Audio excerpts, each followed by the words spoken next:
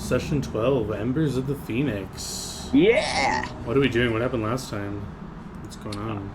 Everybody died. Oh, shit. Nothing but cheese. Not true. We defeated a necromancer. It was a pretty lackluster fight because John didn't plan it out well. And by that, I mean, we critted all over the fucking place that session. It was crit, pause, crit, pause, crit, pause. I don't know if I should say that as a challenge. Next combat, oh my god. Oh, shit. No, I'm sorry. Please be benevolent, Mr. GM, please. I thought John was incredibly fair to us, and I would, I would not like him to be upset. But yeah, then we didn't manage to find though the orc that we had found got kidnapped. So we're not sure where he is. When we got back to town, we had some trouble because we brought the necromancer back with us so he could be questioned. I had to go file a report with the city about this mercenary that we hired, and that only made more problems. And so I had to go ask Gabby, please, can you fix this? I think I fucked a lot of things up. Whoops. And then we took the we went and found the goblin that we had brought back to town, who was one of the people we managed to save. Brought him to Galamafi, who was able to give a vision of his captor. And when we came back to, I believe it was Gabby, or maybe it was the bard, we had found out that kidnapper was a vampire. Yeah, pretty terrified. I think you left out a key detail about some food. What? Somebody was very committed to acquiring churros. Oh. I didn't leave that out. I have no regrets about that. Oh, what happened? I was just mentioning your very important churros. Also, there was a fancy milkshake man. That guy got yelled at or got bitched at a lot. Debated it. Yeah. And there was that guy that tried to talk you into stealing from the fancy milkshake guy. Yeah. Yeah, that didn't go well. Oh, the fancy milkshake guy. Yeah. Wasting people's money. Do you guys Economy needs remember better. what you guys wanted to do this time? Or I can remind you, or if you don't want to do it, you don't have to. You had brought up something, but I don't remember what it was. I know I've got items to finish, first and foremost. You had a meeting arranged with Tristan. That was it. Which you guys can still do, or go in a few days, or whenever you want. It doesn't have to be... No, right I think this meeting with second. Tristan should be fine. It shouldn't interrupt my work. Just a couple hours there in the evening. So I'm assuming he probably doesn't operate during the day. You can go there during the day if you want. I don't know, whenever you guys want to go. I would say we can go during the evening would be my offer, because I've got one of the next belts most of the way there. I couldn't finish it in this day thanks to my turbo crafting speeds. Nice. So if we can go in the evening, then I should be able to get this all finished up. That's okay with you guys? Yeah. Sounds good. Right. Do you have anything you need to do then today? Deal with it. Also, we got some chainmail we need to sell off here. This magical chainmail I don't think any of us need. So if one of you can find a way to unload it. It's a little heavy though.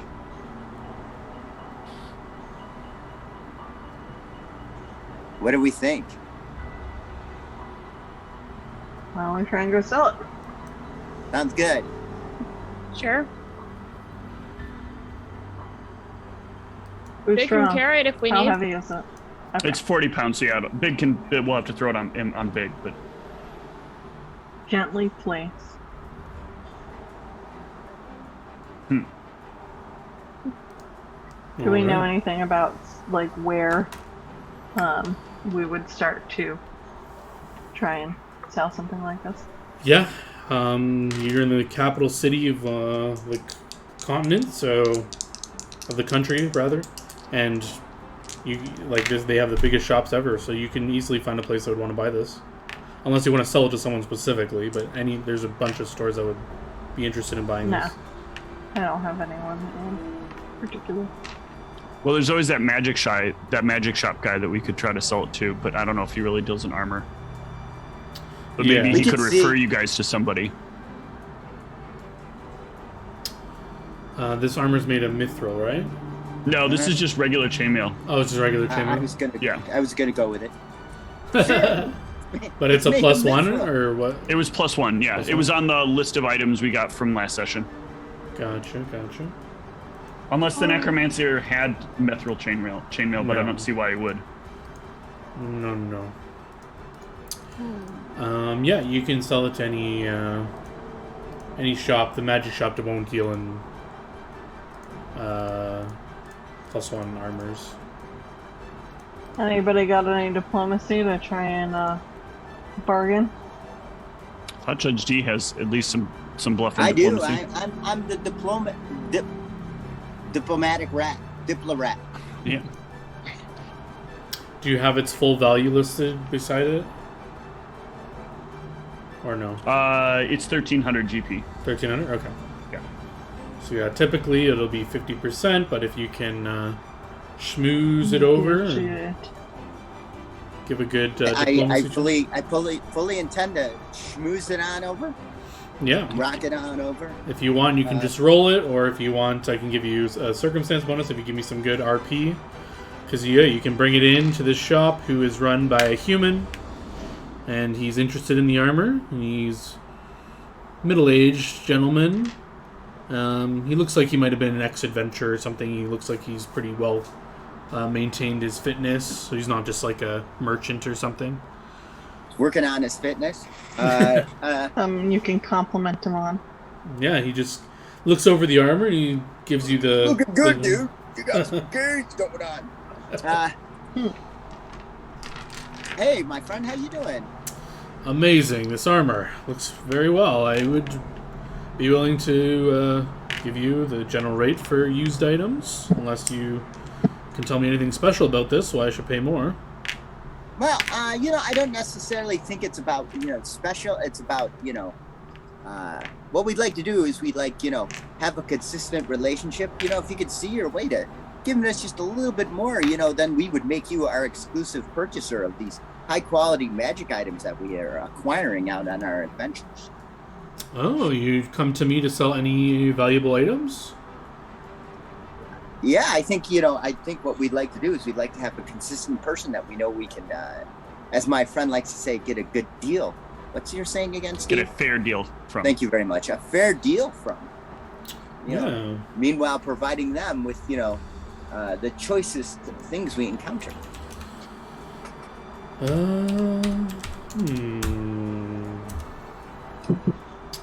And with that, I'm going to roll anyway just to see how it Yeah, ooh, very nice. Nice. Yeah, he looks it up and down. He says, "Yeah, to build goodwill, if you guys are adventurers and you come across lots of loot as I have in my day, and you give me first dibs when you come back into town, I'll give you 1,000 gold for this armor."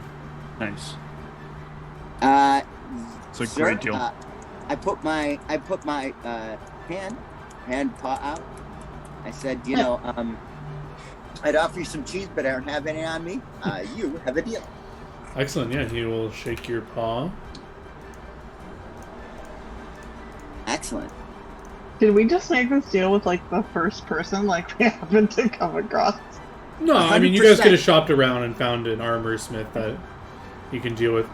He will give you his name is Merrick, Eric. just so you know if you ever want to come That's back to my him. thought.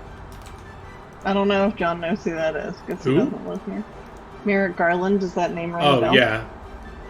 But it's Man, Merrick. people That's- in is other that the countries same? are so much better about knowing what's going on in our country. I mean, than I don't. we are. I just heard the name because, I mean, Oh, Canada. you can tell me what he does. No. Okay, he's on the Supreme Court. I mean, oh wait, he was supposed to be, but then he's He was not. So supposed now to be. he's He's the the yes. Attorney General. Is that right? Yes. What it is we bring the high drama, American politics. We bring the high drama. Yeah, so he'll hand you a bag full of 100 platinum. Or I guess 2 bags, 50 coins in each bag. Excellent. You want I to think bring we'll that back bring to me that to hold back on to to, or do you you. guys want to carry it? No, I I would don't want say to walk around with a bunch Alright. of platinum. I Yeah. already Give it to you. did. I'll just toss Send it on it my to sheet that. then. Is there anything else you guys wanted to offload or sell? Do we have anything else, guys? Nothing that I'm comfortable with us selling yet. We still have this Ring of Revelation that we need to sell at some point, and this Ring of Force Shield, but I need to get to a point where I feel like we can sell it. Okay. I really feel like at some point we're going to come across the Oracle that's missing this this item. The Oracle at Galacti. Or at the very least, find out that they're dead. Yeah, that would not be good. I'm not for that. But yeah. Do you guys have anything else you want to do, or do we want to skip to meeting Tristan and I can finish up the belt? Do either of you have anything you do? Want to? I don't know Do you what guys language do that anything? was in. Yeah, you know things, y'all about them, there, whatever. No.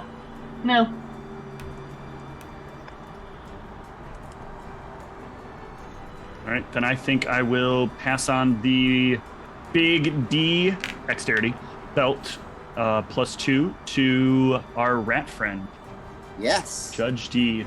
Judge D, the belt has a giant D on it. Nice. You know I'm all about the And branding. by giant D, I mean the letter D, not a dick, just to be clear. No war. I would have been like, boy, you humans have weird things, but I like it. You humans do interesting things. I don't know. He gave me this belt for dexterity. It's got a giant penis on it, but I assume it's just something people do. I'll make sure it's working correctly. It is good. So you go from 23 to 24. Perfect. Perfect. did you already add it on the sheet? Or? I did. I made them on my sheet so that I could name them, and then I'm gifting them over once they're complete. Nice.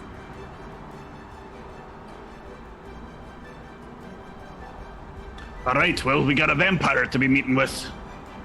This is so weird. Not the first time, but you know, You've met with a vampire before? I've met with a lot of people that claim they were vampires. Does that count?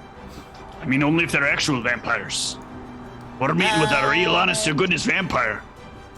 A lot of fake teeth. How do you know they were fake? They looked fake. I I suppose can you'd be spot one with an these eye kind for of it. things. What's You can that? tell sometimes. Suppose you'd be one with an eye for it. Yeah, I get a +20 circumstance bonus to find fake vampire teeth. I'm sure there's been at least one night that's transpired between when you got back, right? Yeah, there would have So been. you guys can hit. I think some people are down HP, so I don't know if you want to do some heals or. Yeah, I would have had a little bit left, so I could have given at least one more. Actually, 2 more here. So let me roll both of these. I think Zoo is the only one who's kind of hurting. Yeah, after resting, I'm down only by 5. Okay. Well, there's 9 for one of you, 15 for the other. So I guess the 9 would probably, if you were down the least, who was down the least? I Both guess of I those should can ask. just go on Zoo, and Okay. I was down to 12. yeah, now Zoo, you're like pretty much full. If you hit your rest, you should be full now. Yeah. Yeah, I was only down 2. So Oops, switch to my. So, Before I hit the rest button, I should actually switch to my in-town spell list. But we can be heading over in that time. yeah, so Gabby would have told you the certain individual you're meeting, Tristan, has been a little more secretive of late, so his building actually has no door that's like mundanely accessed, so you'll have to say a command word to get in, to open the door. Very high security. Yeah, apparently there's been some troubles he's had with some vampire hunters roaming around lately. Around these parts? I thought Bissy had helped to make sure there were less of them in the country. But I guess not necessarily the capital, right? That's probably just where he's at. Yes. I mean, there's not many of them. This specific band of hunters, I mean, you can't do anything about it with people who want to hunt these creatures. That's true. In fact, as I told you, I'm not opposed to them. I would say I would normally not have a problem with them myself. Never really met them, but I don't. As long as I'm not going around biting everyone's neck, I don't think it's a problem. Yes, as I said, I'm willing to work with this Tristan. He's civilized, he's helped us in the past, and he hasn't, at least to my knowledge, feasted on anyone without consent or reasonability. No means no, Tristan. Indeed.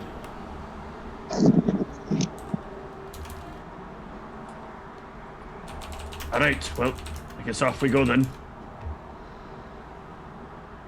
Indeed. Indeed. All right, let's go meet Tristan the vampire. Yes, the command word to open the door is Menino, which sounds Elvish to you. What? Or any of you speak Elvish? I've heard rumor that I speak some languages, but I can neither confirm nor deny. That word, it hurt my ears. Can you say it in a not so broken tongue? It unfortunately needs to be spoken, even if you can't speak Elven. It's an Elvish word for, actually, I don't know what it means, but that's the word that lets you in. I'm gonna speak Elven, but I'm gonna give what would the skill be to pretend like I'm just kind of, would that be a bluff or a performance? Bluff, if you're just trying to, yeah. All right, I'm gonna maybe it's pronounced like this, and then I'm gonna bluff it like I don't know how to speak Elven. Yeah, I mean, you guys can sense motive to try and see through the ruse. The ruse, yeah. I'd buy it. Ooh, Zoo, you're not buying it. Oh, Zoo! You just you heard some oh, nice. Osrin and Zoo, you guys both. Osrin, you're right on the border of kind of getting it, but Zoo, you for sure. You've heard elves speak before, and he kind of you can kind of hear you trying to mask his accent. He clearly can speak it very well.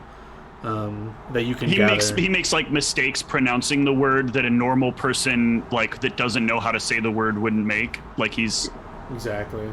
Osrin, you're not as confident. You just have a gut feeling he seemed to have got the word a little quicker than the rest of you, and it sounds a little more natural coming from him when he says it.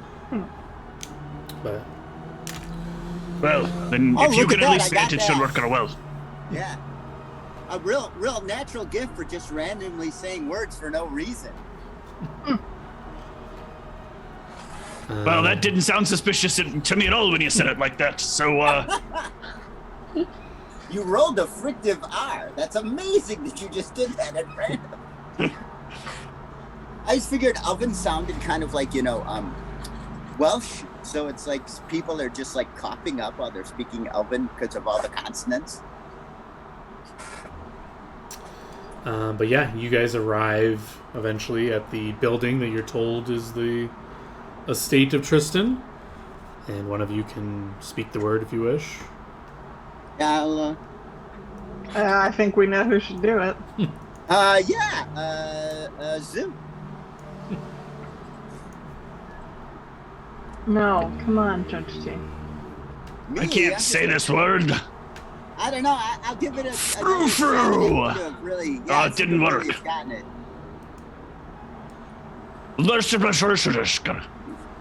Just let Judge D do it. I'll say the Elven word, just accidentally. Yeah. You utter the Elvish words, and the door opens. The stone parts ways, and you can see inside. There is who be ye? This is an old, and despite the token, it's an aged man looking to be in his 70s. He has a platter of hors d'oeuvres in hand, and he kind of looks at you all and says, Oh, hello, the master's been expecting you. Please come in. You'll kind of step aside. I'd love to, but unfortunately the world is paused. Ah. Sorry about that. That's pretty good. You'll notice there are no, I guess, yeah, it's evening time, so you'll notice this room must be magically lit. There's no, like, sources of torch or anything, but the whole room is, like, well, I guess if dark visions maybe. You would know it, but yeah, dark vision's, like, in black and white, I guess, but everything's in color, so you can, there's some light source somewhere. It's coming from above, but the whole ceiling just looks like it's raining down magical light, I guess. These mirrors over here or these windows? Those are mirrors. Yeah, you can look in and see your reflection. I thought vampires wouldn't need a mirror. Right? I thought that was a thing. Or is that one of those made-up things? Well, I don't believe that's of any of your concern, but everything in here is not just for the master. He has many guests, and he is a connoisseur of art and home decor. It fits the room, maybe. I don't know. Here, do you want a snack? He'll just bring the plate of snacks to you guys if you guys want anything. There's It's just the Alright, room. yeah. I could see outside there was lots of great stonework, and in here you got wood. Why would you cover up such great stone with wood? as people are snacking on. They're just like fried little foods. He looks at you and he says, I just work here, sir. I don't know the architecture or the reason behind its choices. Very well. I don't understand it myself. Dude, I just work here. Back up. If you're content with your hors d'oeuvres, if you'll follow me, I'll bring you to the library. Hey, thank you. You can wait here in the sitting room or sit here in the waiting room. Yeah, I can bring you guys. Do you mind? Check the door for traps. Oh, yeah. Yeah. I'll check He the walks door. through there. Oh, well, I guess if he's going through, maybe there's not traps, but...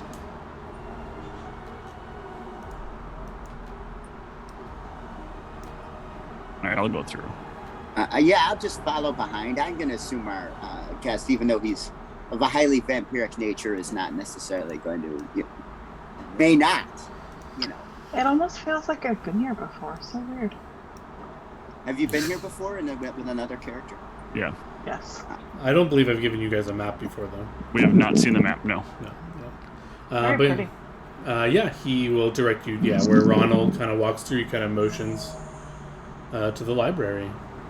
You guys can go and he says, "The master will be with you in a few minutes. Make yourselves at home. There's books to read and seats over there. There'll be moments. I'll alert him to your presence." And Thank he'll you. just kind of close the door behind you guys, and you can hear, if you care, you just hear footsteps walking away, but you guys have a few minutes to yourselves if you want to do anything. Right, so what do I do if he bursts in and tries to suck all of our blood? I don't think he'll do That would that. be weird.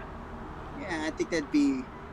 I mean, they seem like they're trying to be, too legit to quit, so I don't think they're kind of going to do that. Right, but what if? I guess we'll take him down. Jeez. 3 natural What was 20s that, in the just- chat. Oh, I was. Oh, you taking took 20. Oh, okay. Yeah. To I was just like, what's going on? kind of like walk around the room, take a look, Just to maybe attack the pull, vampire random. pull a few books off the shelf, look and see if I do see any traps or hidden doors or Yeah. It is a Anything vampire's dwelling. It'd be unusual. kind of sad if we didn't have him.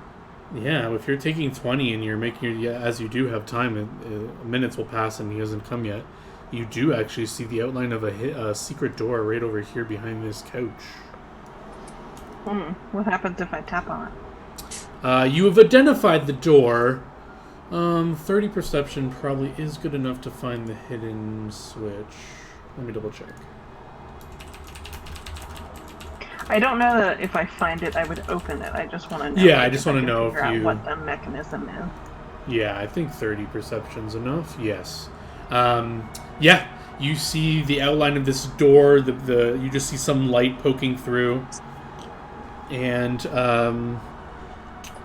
you find under the you basically figure it out with that perception taking 20. Under this cushion here, there is a little button that you could push that you surmise would do something to let you in that room. Okay. I will not press it, but I am just... You let the Curious. rest of us know, or? I you would need to mention make- it if he's not there yet.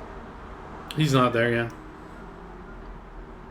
Do you think that he's monitoring us in the other room? Would it be rude to open it up? Do you see any cameras? Or, That's not how it works. They have magic for this. can you I was do going to any ask if detect we knew what magic? cameras were. Yeah, I'll detect magic around the room.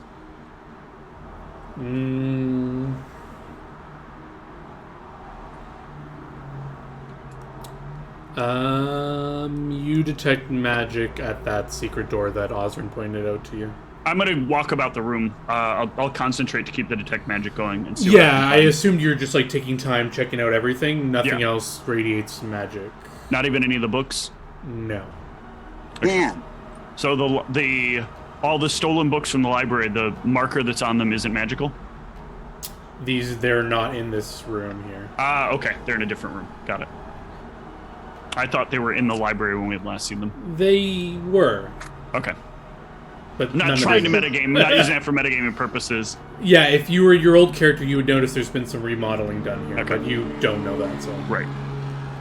So based on Judge G's suggestion, I would say I think it would be inappropriate of us to, go outside of the room where we have been guided. I would agree. We don't want to go wandering around secret rooms in someone else's house. I'm curious, certainly. Well, sure, you gotta have your secret exits, your tunnels to get around from room to room.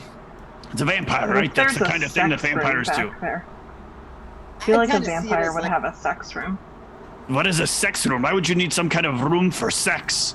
Can't you just, have it in whatever cave you're in? I don't know, make it special, right?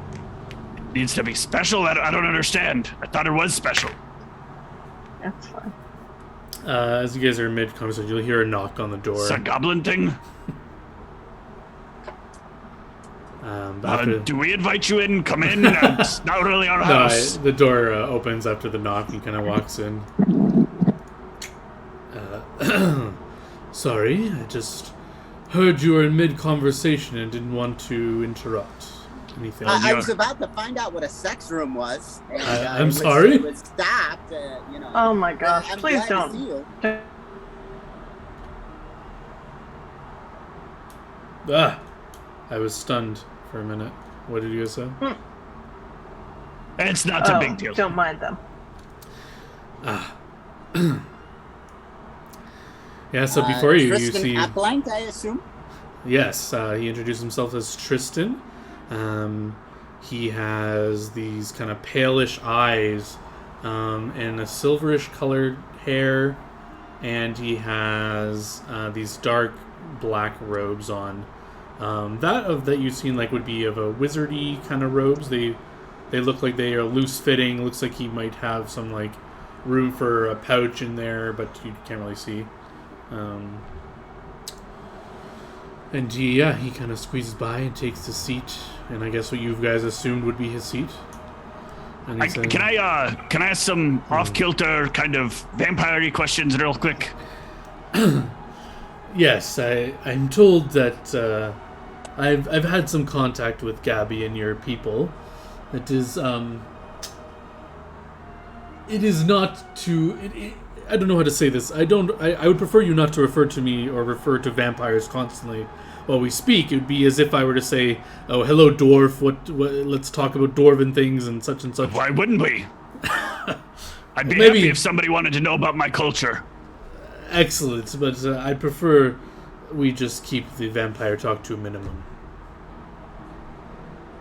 You sound like an elf now. Were you elven before? Oh, no, God no. All I right. make a note. Boy, do people not like elves. Oh All yes, the entrance, old keepsake of the previous owner. Unfortunately, annoying to change. Ah, interesting. Not my Thank you for choice. welcoming us here. Oh, my pleasure. I trust you had some food. Yes, a cheese plate, though it did not come with a riddle. A riddle. Yeah, Oh, it's a sorry. thing. The best cheese plates in the city come with riddles. No. They're poisoned by Dalek and his malintentions. Anyway, There's a trick in every cheese plate. Yes, I have my butler bringing in some beverages. I assumed I have red and white wine, but anyone not drink? Anyone want anything particular? Some tea would be lovely if it's available. Tea? Anyone else? I'm all right, thank you. You're okay with do you the have wine? any or? ginger beer? Ginger beer, he thinks. Yes, I should have some. I'm not thirsty. Not thirsty? Alright. Everyone else okay with the red and white wine selection? I only have the finest. I'll take whatever. Excellent. He kind of closes his eye for a moment, scratches his chin, and then opens his eyes again. Our drinks will be with us momentarily. He kind of looks around. What? You didn't say anyone should do it. I have ways to communicate with my staff. Wow. They are aware of our request. But in the meantime, while they gather that, what are we doing here today? What can I help you with? We ran into a situation where a young goblin was kidnapped by... if I can't refer to your background, then how do I refer to what this thing is? One of my kin? Yes. He was long in the teeth. I see. And he went by the name of Miath. Miath. Miath, I believe. Yes. I was curious if you happen to know who that was. I know the man. He is unfortunately not associated with me directly. You see, many years ago, maybe 20, 30 years ago, my presence here became known by your superiors, and I made a deal that I would function within the law and on the sidelines and kind of not disrupt the main flow of things. Since then, there has been immigration of several of my kind. Some have gone with the flow, gone with the rules, and some others have gone their own way. This one you speak of is one of the ones that it's not really playing by the rules, if you will. I'm not surprised to hear that. Do you know any other details of this person? Or anybody who might know. Yes, there is a group of them, maybe 5 or 6, a handful, who are doing their own thing, been mostly under the radar. I've been keeping tabs on them, making sure they're not causing too much trouble, but this is the first I'm hearing of this kidnapping, which is very troubling. Usually, our kind don't kidnap for no reason. Can you give me any more details of what happened here? Well, it wasn't for no reason. Down in the southern forests, there was a necromancer that was almost like gathering together a small army. Not sure why. The details were still waiting on them to be gathered.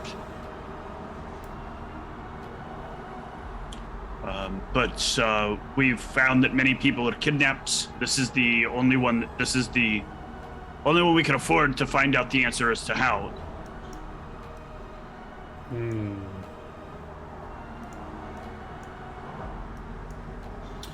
Yeah, he's kind of pondering your words when the butler kind of comes in with all of your drinks. He'll offer the red and white wine to you, Zoo. Whichever one you prefer, whichever you pick, he'll pour you a glass. Which one do you pick? I just point randomly to one. All right, It's a trick. It's a trick. roll me a D2. I'll randomly point to one. Ah, the red. Yeah. You'll notice as Red he... wine, you sure it's not blood? I was didn't thinking say the that same out thing. loud. This is I'm gonna date myself here. I'm gonna make the joke anyway. This is UB40 from the UK, and it's a good red wine. So terrible. You keep up with those jokes, I'm gonna make you stay close to me. Tristan will chuckle and say, nonsense. This is one of the finest wines from the northern mountains. And the butler will pull out this nice embroidered bottle. It has a black dragon kind of emblazoned in the bottle as he pours this nice red liquid into a glass for you, Zoo. He pulls out a hot teapot for you, Osrin, pours you some tea. And as he's pouring it, he says, I hope Earl Grey is satisfactory. Oh, it is lovely. Thank you. Is it hot? Yeah, you see the steam coming off of it. And yeah, he will also... Earl Grey, you kidding me? You don't have any dwarven breakfast? I'm quite happy with this choice. Thank you. I feel like dwarven breakfast tea is like mead at room temperature. Yeah, and he'll bring you your ginger beer. All right. And he just brings a nice glass of water for you, Ronald. You don't have to take it if you want. He just puts it down. Just let it sit. And the butler will back away and say, do not hesitate to have any other requests if you need anything. Very kind of you. I thank you. Do we just tell it to his head, or do we do something with our eyes to make that happen? Nonsense, master. It's very... Thank you. Your appreciation's enough. And you'll kind of head out.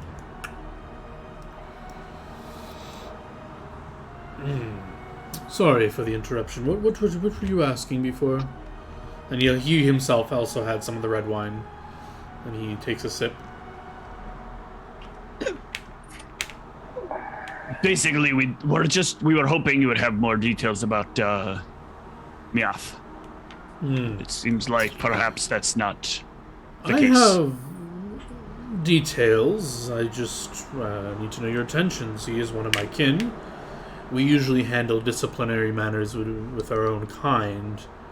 If you're saying this man is unduly, without question, responsible for this kidnapping, and you have proof, I will submit that to our... The proof is in the brain of the man who had it happen to him. And now in mine. Maybe you could talk to the local harpy or Justicar about this? We handle our justice outside of the guard of Rachel. We answer to a queen to the north. The queen to what north? She resides in a newly formed city north of Argothia in Maldonia. You, as a resident here, owning property here, answered to a queen in Maldonia.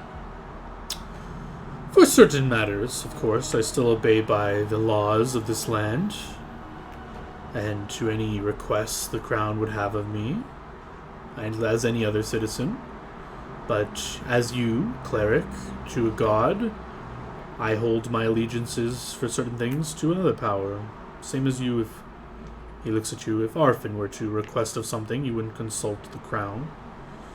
If my queen in the north would ask me of something, as long as it wouldn't impede any of my doings here or be against the laws of the land, I don't see a problem with it. The problem is, how do you know the queen wouldn't? Sorry, Osran, I should have let you speak. Oh, why is she your queen? My people have a long history. She settled a bit of a civil war in our homeland 20-odd years ago. Emerged victorious, claimed leadership of our people. That's pretty much how it goes. This sounds like that dwarven malarkey I heard recently. Some new queen is taking a throne in the dwarven kingdoms and is claiming themselves queen of all the dwarves. That's hockamamie bullshit if you ask me. No one should be claiming themselves to be king or queen of something they haven't earned rights to just because they won a battle in some other country or they made a new country for themselves. That don't make them the queen of anyone. I have heard rumors of this as well. Many dwarves have taken to your opinion and are not joining her call, but many have. It is an interesting times we live in. I don't think that's interesting. Interesting would be somebody getting to that position for a good reason. Conquering a land or forcing people to believe that you're some kind of dictator seems aggressive, wrong, immoral. You would know your people's history more than I just heard that this hammer is significant to your people and is a call to rightful rulership of kings and queens past. And it recently being returned to the Ice Crown Mountains seems to be a big moment. Separated from that, sorry. You're here, right? Why are you here? Why don't you live wherever your lands used to be? Or where she has her things made up now? What is better here than there? I was settled here during the conflict. I left our lands a long time ago. I do not... Although I do give her my allegiance, I am not... I'm not one of her loyalists. I don't know how to put it. I'm more neutral in the matter. I respect my heritage and the rules governing my people, but I also am not compelled to live there or change the way where I've been living for the past some odd years. Then why bother to claim you swear fealty to her? Why not do as I do with Arthur and just acknowledge that if I'm not getting a fair deal, I don't have to keep up the contract? It's more complicated, but I don't know if you've heard much of this queen to the north, but she is not to be trifled with frivolously.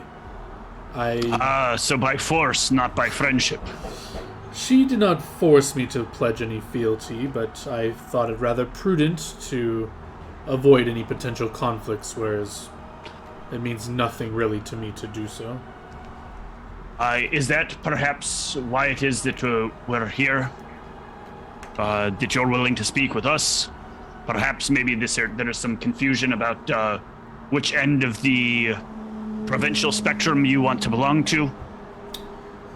If things were to go awry and perhaps there was, I don't know, a war between the country that you swear fealty to and the one that you call home? That would be rather precarious. I do not see that happening in the near future. But it is not why I commune with you. Like I said, your superiors and I had some dealings, and I owe them favors from the past.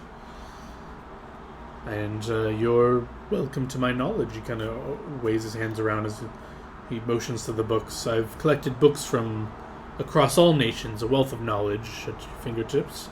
Some books that you can't even find in this country, I happen to have.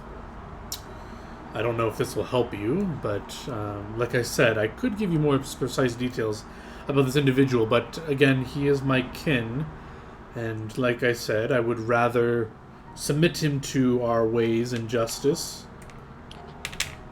And you know where he's at then, so you can take and make sure he's submitted, right? Your queen, so interested in the Argarthian country's laws being followed, is definitely going to, I'm sure, punish him, right? She will definitely be interested in this faction group that are not swearing fealty to her, and are indeed breaking the laws that she was ensuring that we not cause any trouble here. So she definitely will be interested in speaking with this individual and doling out an appropriate punishment, I'm sure. So what I'm hearing from you is we should drop it, stop looking into it, and let your people deal with it. It's been some time since I dealt with a dwarf. You're very blunt and straight to it, but I wouldn't phrase it that way.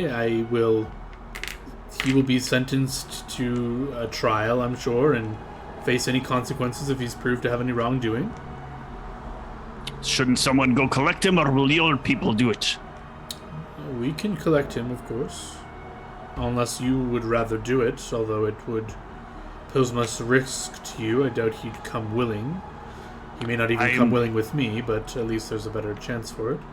I'm worried if we have to inadvertently put him down, that will create some sort of civil malfeasance that will have to be restructured.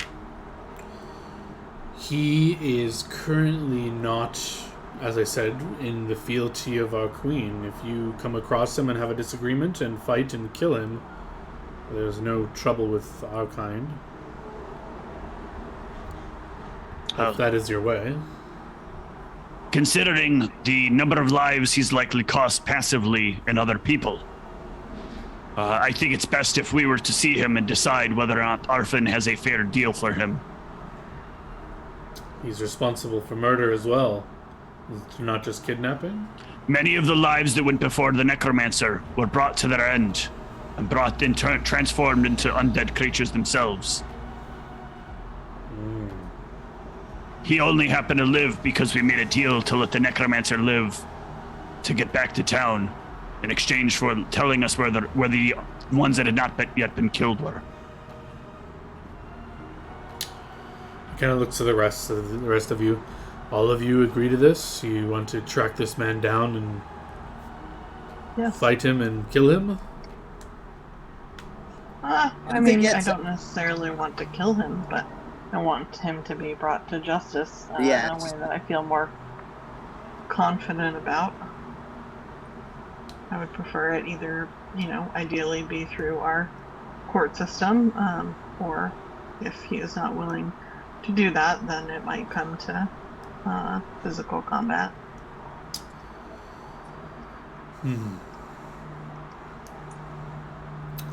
Indeed.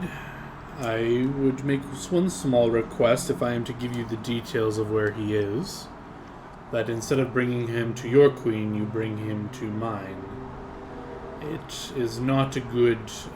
we like to live in the shadows and not cause much attention to ourselves. If the queen is shown a vampire in your midst, it might cause an overblown panic. We often get a bad rap in the commoners' minds. At risk of saying something heretical, if I were to not bring it before your queen, or our queen, but instead were to bring it to whom I feel would be a better patron of the decision-making process, would that be acceptable instead? Maybe a mutual benefactor of both of ours? And who would that be? Bisaba of Aldebaran. When we typically capture someone, we bring him back here and make sure that they are sent off to be dealt with according to the policies that Bissy might see fit. And I feel like, given his belief structure, it's a better opportunity for things to be done the right way instead of the wrong way. Rather than being done with the rage of a warfaring queen, or as you put it, someone who you can't trust to turn your back on, or she just might get angry at you for doing it. I didn't say that, but... In so many words you did. We let him speak for us because it's entertaining. No. I did not mean to make such an impression, but I can agree to this. As long as it is not... as I said, I've had dealings with this Pisaba, and he's been more than fair. Yes, I would rather not give the queen a reason to start this war with the vampires instead in Maldoni and claim that that's the reason she has. Yes, I can agree to this. Are you all prepared to fight one of my kind? Do you know how? Are you even able to restrain such a creature? I don't know, unfortunately. We thought maybe we'd have an ally here that would be able to tell us a little bit more details about how to deal with these kinds of problems. But then he said something about vampire code or something like that.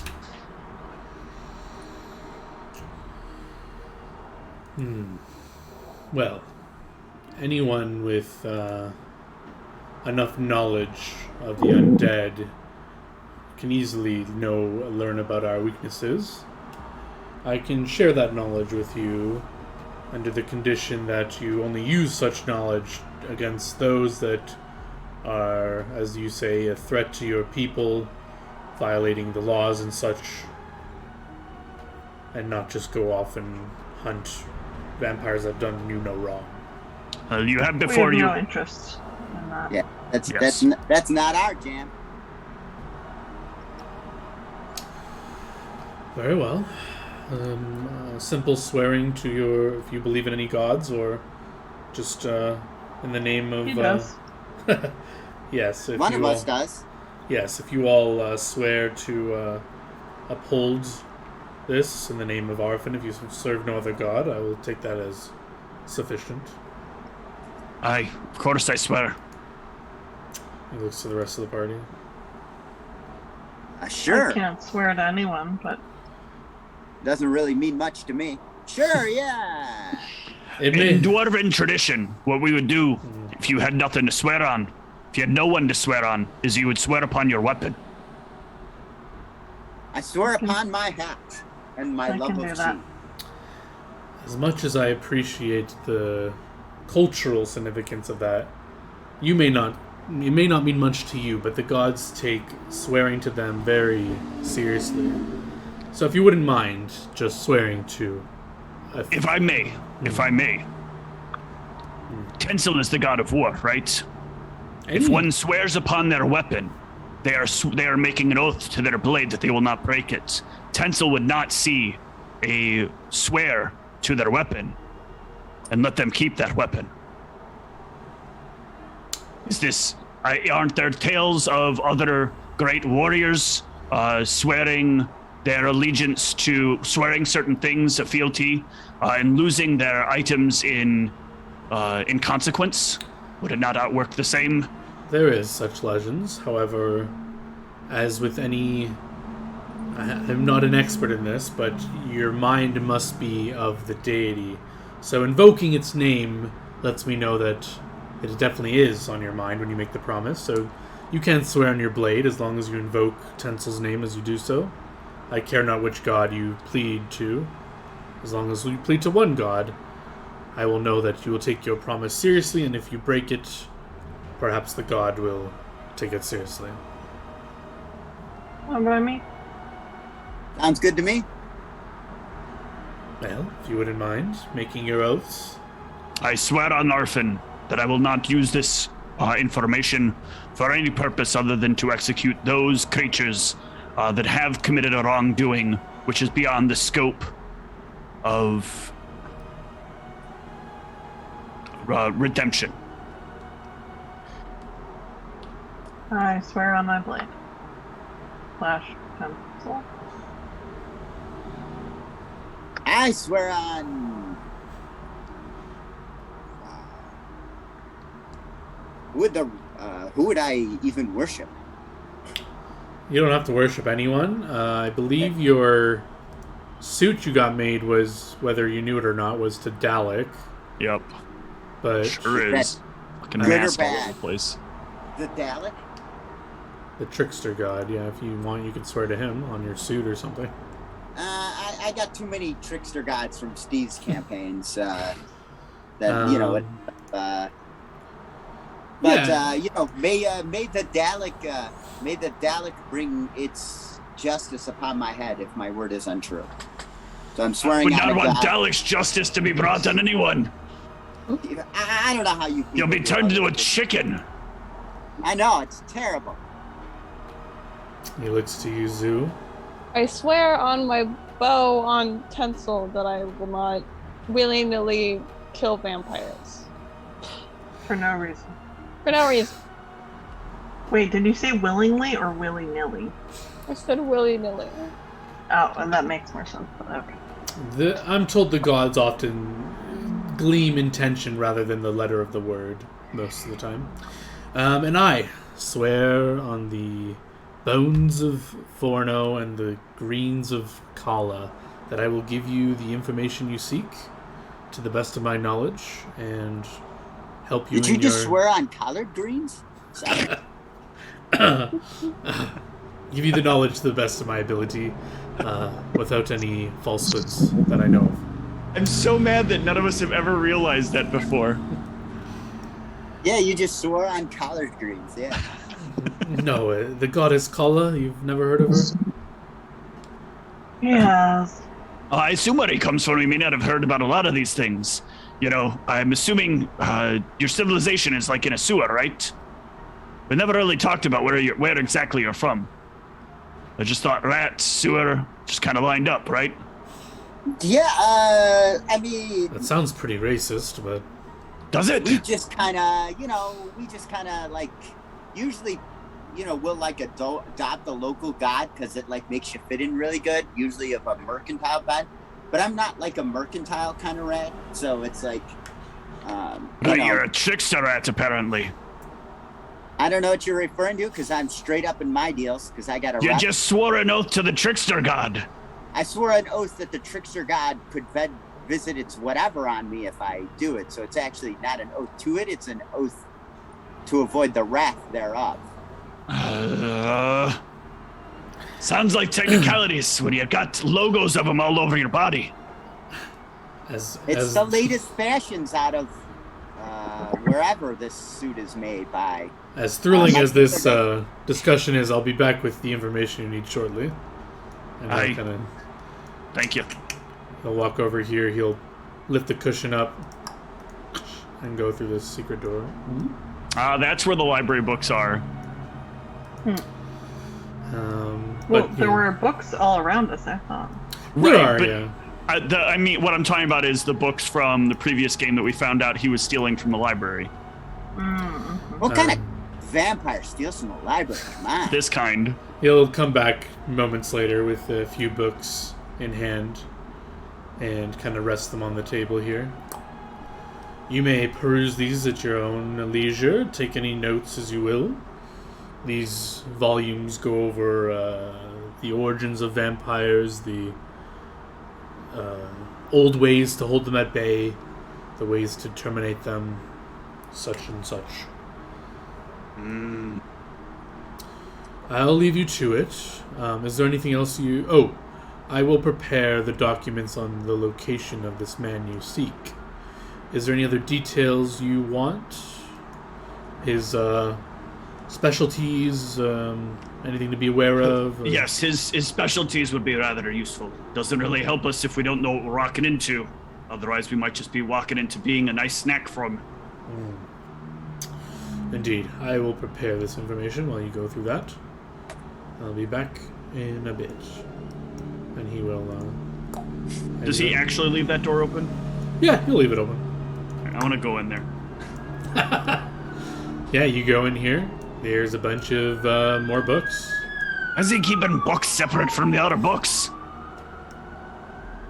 I'm not. I'm just like looking over them. I don't know. I'm just trying to figure out like if there's a theme to these books being separate. Because I'm not going to read through anything from those. I'm not going to glean anything from those books. I'm not a book studier person. Yeah, you'll notice that these look a lot nicer. A lot of them look like just in the bookends. You'll see a lot more like iconic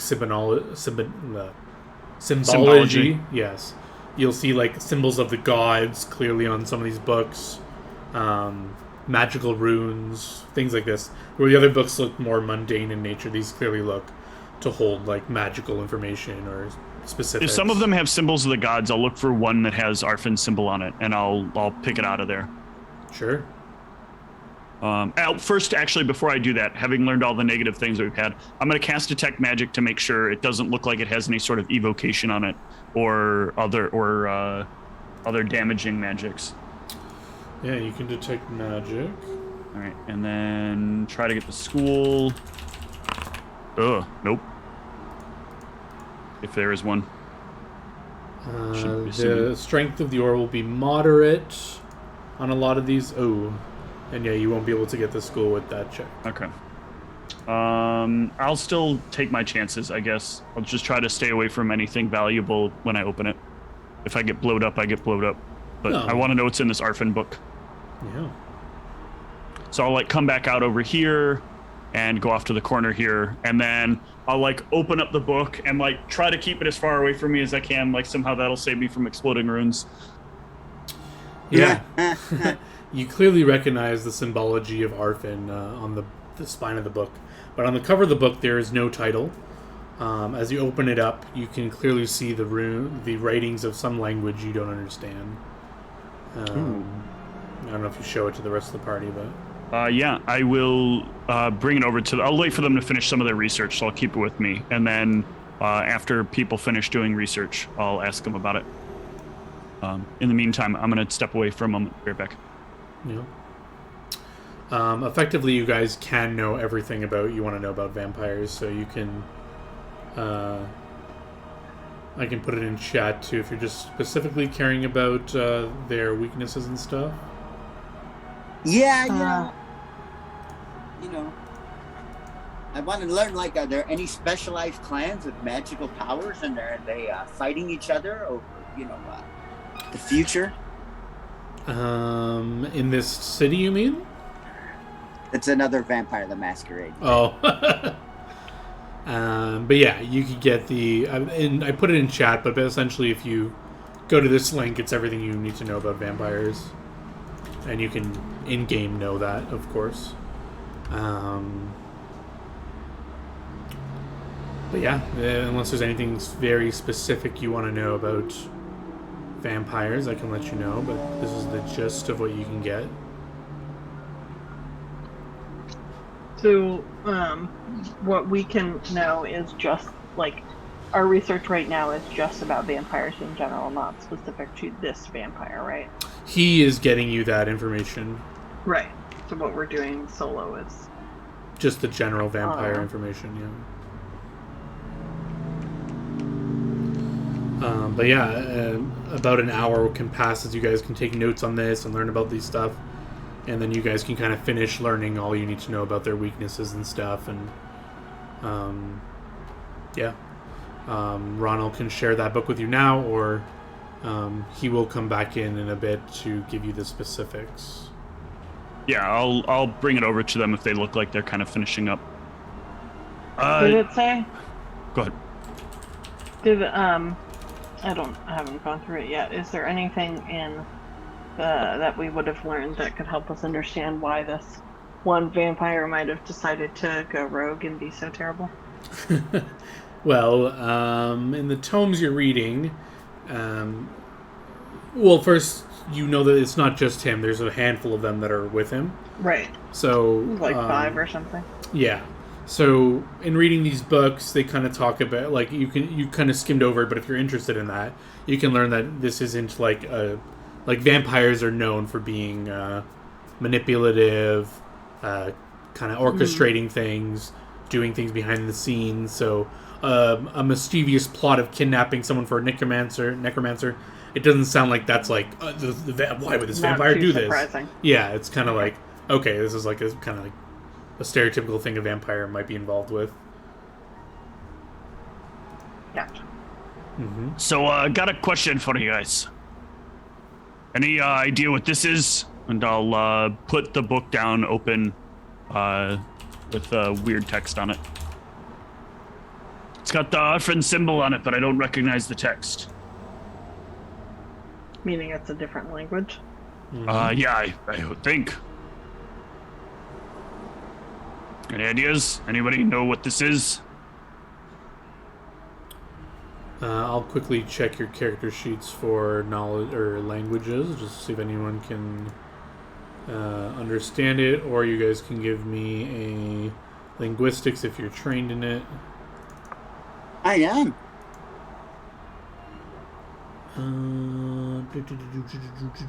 Yeah, unfortunately, I don't think any of you have any close languages to this.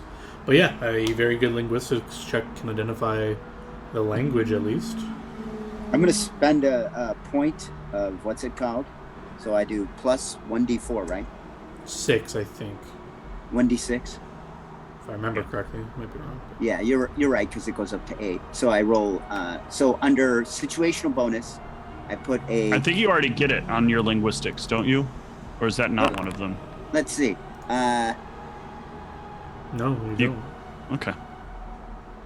Do I need to roll an additional? You roll a d6, yeah.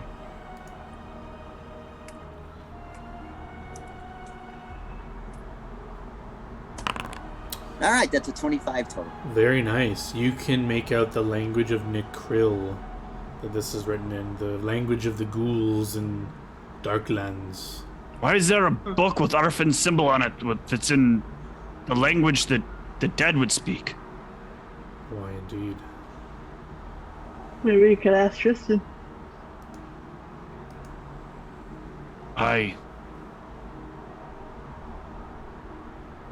Whenever he actually gets back.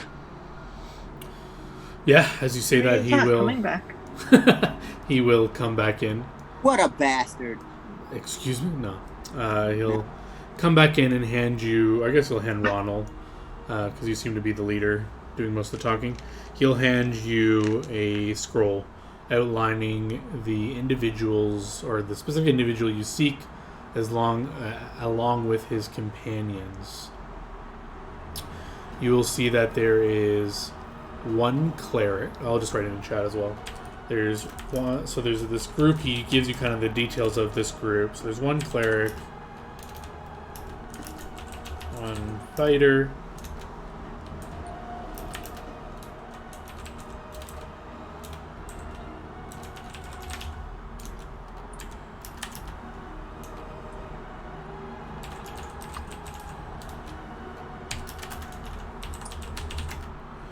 so he kind of gives you this detail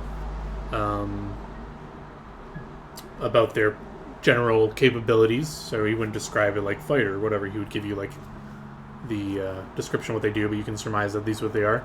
The one you seek is a sorcerer by trade or by skill, you will say, which I will put in chat as well so we remember. I'm just getting the spelling of his name.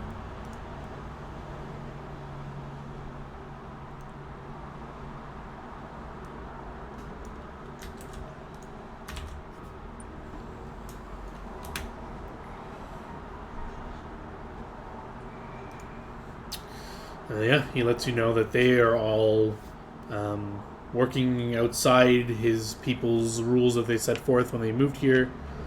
And they, to his knowledge, this is the first serious accusation or crime that they've been accused of, and he'll take your word for that it's true and all that. But what is the highest circle of spells he can cast? The sorcerer, Mieth? Yes. Let me check. He ponders.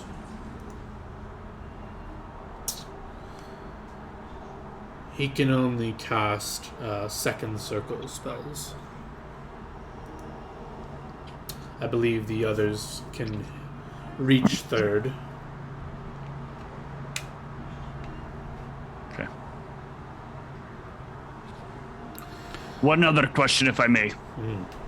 You left the door open, so I thought maybe we were allowed in there, but I'm curious.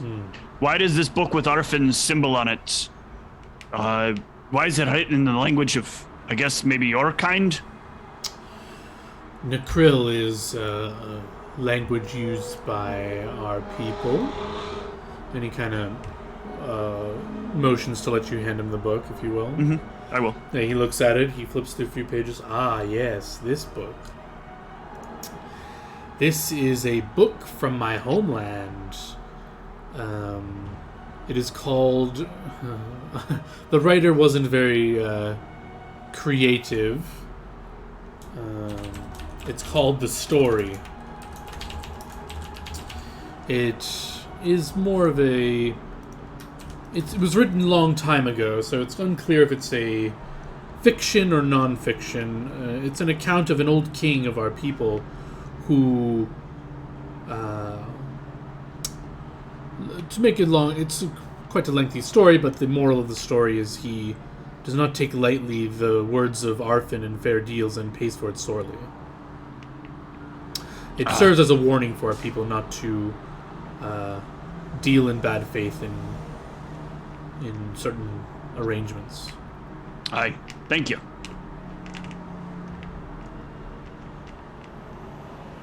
Yeah, he'll just hand the book back to you. Yeah, I'll go put it back on the shelf. Yes, I left the door open because Bisaba has assured me that his people are to be treated as himself in this regard, and I have no ill trust for him, so I extend that to all of you. Aye, thank you.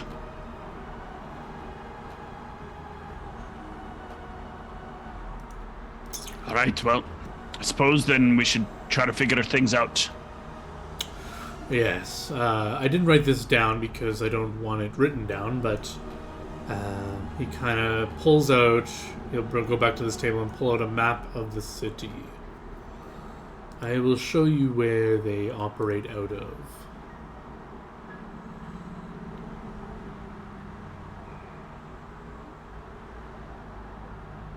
As soon as I can unroll this map. Here we go. The edges. They go by a strange name. I haven't figured out why as of yet. I'm quite busy, but they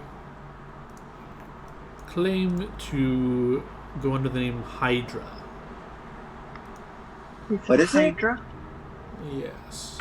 And he marks it on your map. I believe it may relate to some... I know there's a Hydra creature. I'm not sure if it is their meaning to give homage to this creature. But this building here is where they operate out of.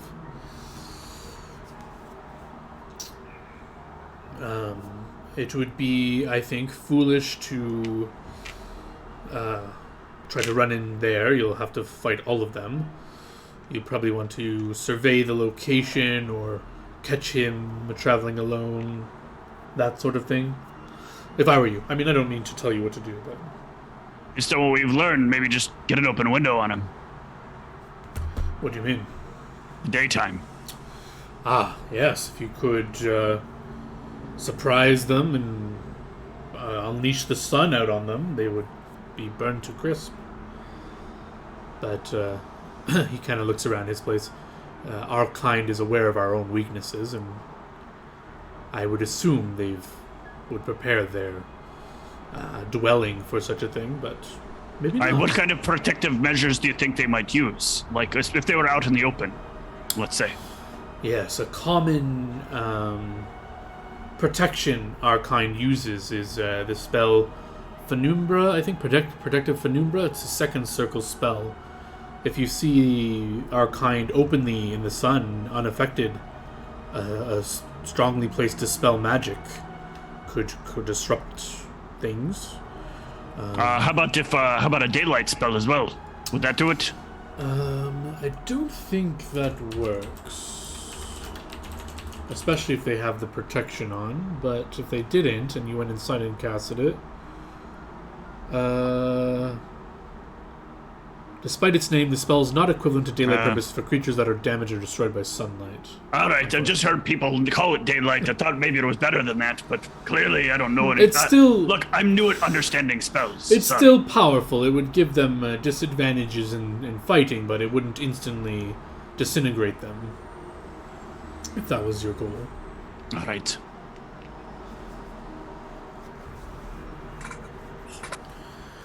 Any other details you think you could want, or any other information I can help with? Is there, I hate to be grim. You said we need to bring them back to your queen? Is that correct?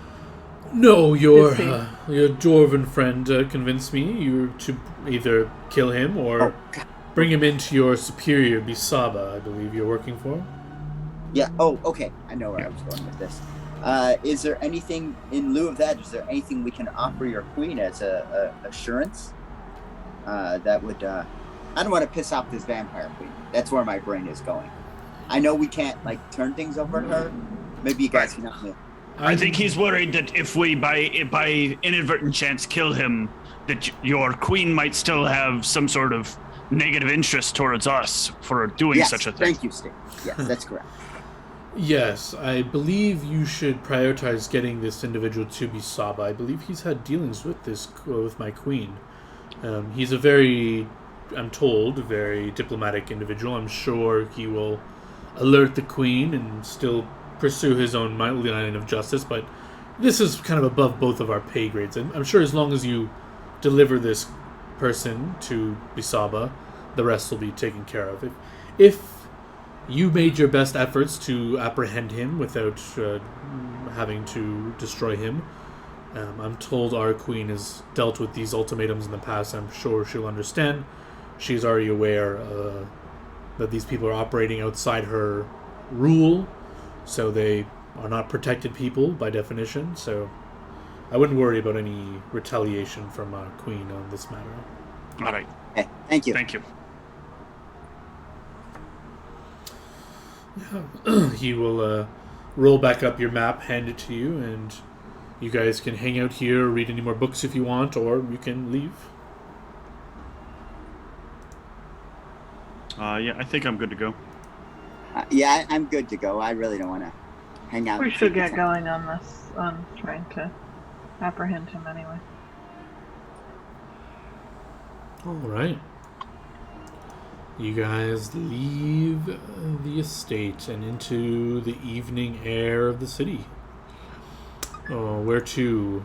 Just a quiet night at the tavern, or what else did you want to do tonight? I think I'm good with that for now. Yeah, I'd like to. Yeah, a quiet night at the tavern. Perhaps think and see if I have any ideas that I need to go to. Be comfortable with fighting potentially a lot of undead. Yeesh. And maybe a good time for us to take a break at the tavern. Indeed. You guys can head to the tavern and get ready to discuss any plans or anything you want to do, and we'll take a quick break. Oh.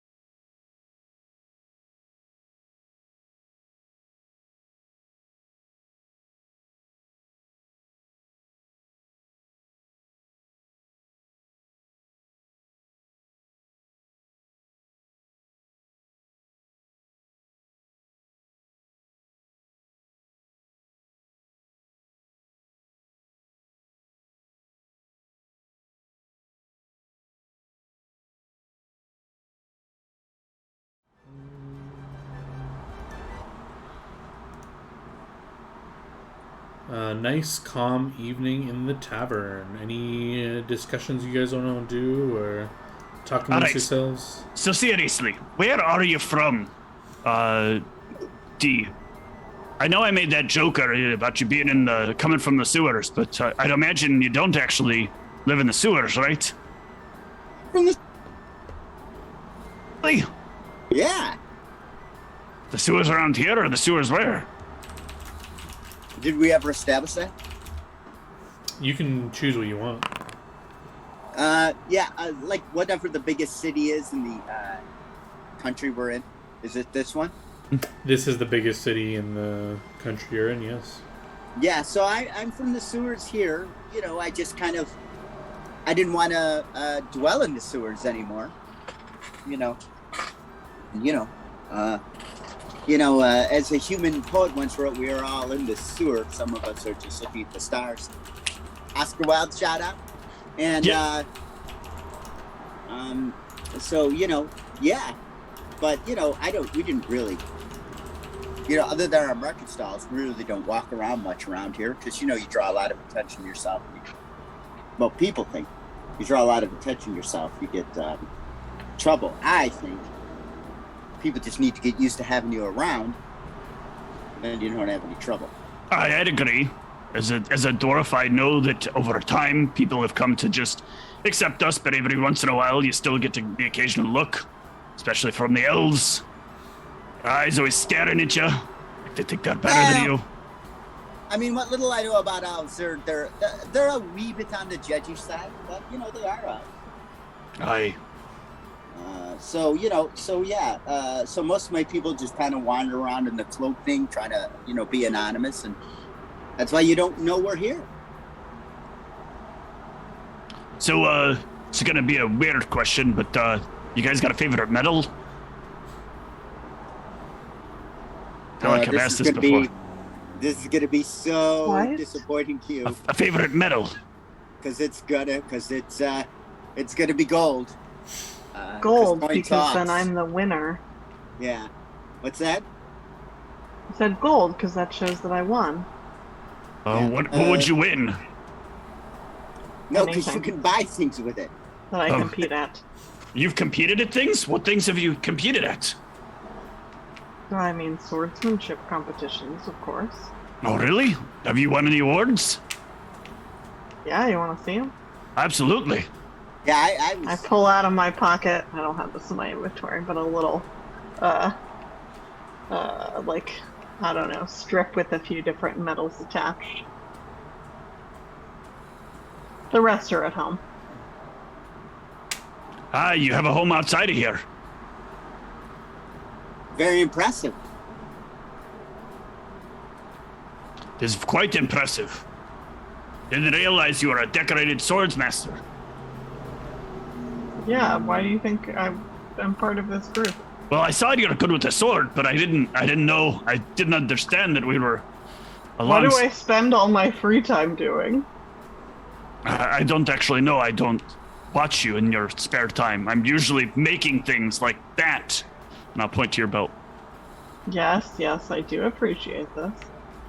I was just gonna ask, what do you spend your free time doing? Practicing.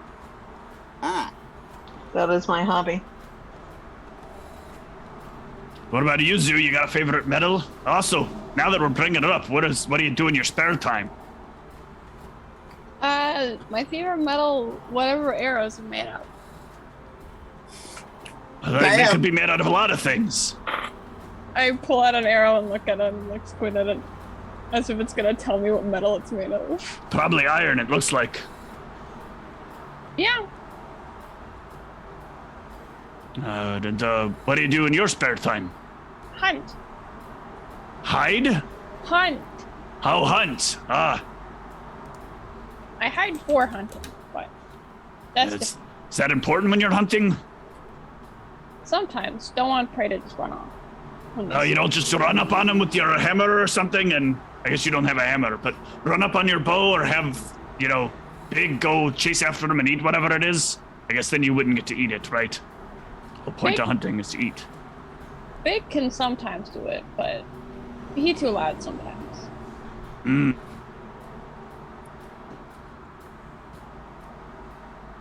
What's with this cheese thing, by the way, D? Is this just because you're a mouse, because you're a rat, or? Well, people don't tend to eat it because it feeds a certain negative stereotype. Also makes people think we're mice, which we're not. Wait, there's a difference? I thought rats were just bigger mice. No, there's a difference, and there's certainly sentient mice running around, that live in, have very tiny daggers, and guard trees and lakes in Michigan. And it's a Michigan. They have their own guard and everything. But so we're much bigger than them. So it's a bad stereotype. So people have a love-hate relationship. But so I didn't have any because my family thought it was kind of like, oh, don't be, do that. But then cheese is just really excellent. Aye. Yeah. And so so that's really what that's about. What's with the rest of the other two of you with the excitement for cheese? Seems like every frickin' day I gotta deal with you all wanting a riddle with cheese. I didn't even know that was a meal. A riddle with cheese. Sounds like some sort of specialty dish. I just like free snacks.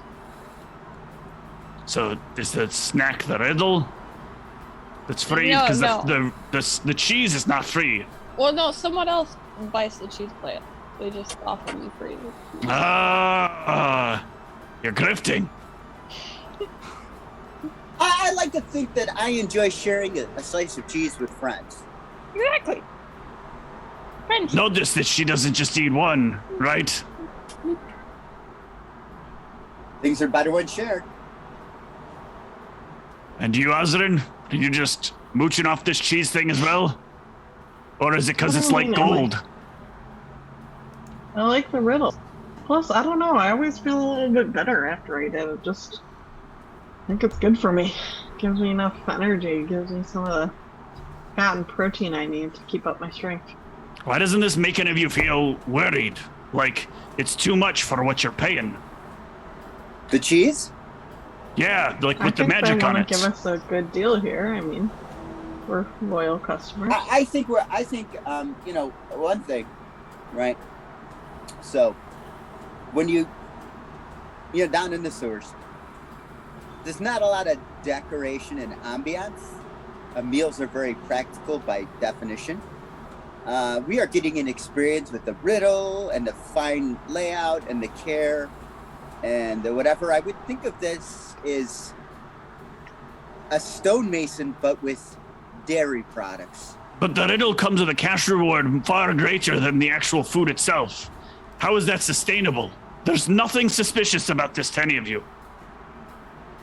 It's an unfair deal to the person establishing it, which should be immediately suspect to all of you. Isn't it like a loss leader? Like they give you a good deal on this and it brings people in, Do the rest of the riddles disappear though? Back? Like what if one person figures out the riddle, then has the whole building about the riddle? Suddenly it's broke. I meant the cheese plate. I'm talking about the riddle. I think the first person to solve the riddle gets the cash reward. Am I correct on that, John? That there's a cash reward? I didn't think there was. No, whether it's just the first person. I mean, you don't know, I guess. Well, I don't really worry about it, and if he wants to spend his money making riddles, I think this is more really, when I look at this from my personal point of view, this is a marketing tool, and this person is playing the lawn con, as we would say. Perhaps they want to just, and I can completely relate to this, they want to get out of their current place and they're trying to establish a name for themselves. It also could be it's a great expression of their creativity and love of cheeses. I just don't know. And yes, we must never rule out that something, I think the term is nefarious, is going on. But until such time as it presents itself, I'm going to err in the favor that he is just trying to delight. Nay, I would assume nefarity first, and until proven otherwise, we operate with concern. And that's what makes you dwarves who you are. Not to be More people should take it up on themselves. We'd have a better society at that point. But for us, even though we dwell in the sewer, we tend to be a more flagon half full types. I like my flagon half full. So that's kind of where we come from. Right? And the other half full, if I can. Well, unless it's sulfuric acid, then you don't want it in there at all. What's the sulfuric acid? Good for dissolving things. Like my interiors? Yeah. Well, so not for drinking. Not for drinking. Might not even fit in a glass. Aye.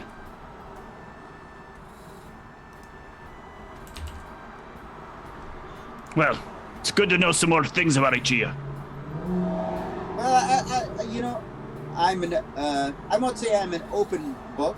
I am a book that is readable if the pages are turned. You're not an open book. If you know a mysterious language by chance. What's that? Oh, nothing. Your linguistics are impressive. I only speak a couple of languages. Your common human tongue and Raspo. I mean, you knew what the language in that book was. Me? That was just a lucky guess. You seem to pronounce that, what was it, Elvish word? Pretty comfortably. The Elvis word? I'm not familiar with it. All right. If you're going to call it the Elvis word, something is up here. Let's just say something to your motive here. Let's just say I like to keep things close to the good old vest here. And let's see your bluff here, sir. But we're a team. You know what team stands for, right? Together each achieves more. Together. Wait, I was trying to work cheese in it. Fuck, I can't do it. Together eats awesome meals. That's the best I can do. That's not what it stands for. Together eats awesome meals.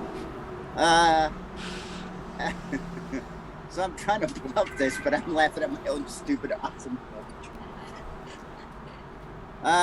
Yeah, I try to bluff and change the subject. No, not too good to know. Oh, 13. That's not happening. Not against Osgren. Yeah, it does seem like you like to keep things close to the vest. You say you're this readable book, but I don't know. I did say you have to turn the pages. Yes, but I'm trying to turn the pages right now, and I don't know that you're being upfront with me. I am. I have told you everything I know about humans and dwarf relations. Isn't this what we're talking about?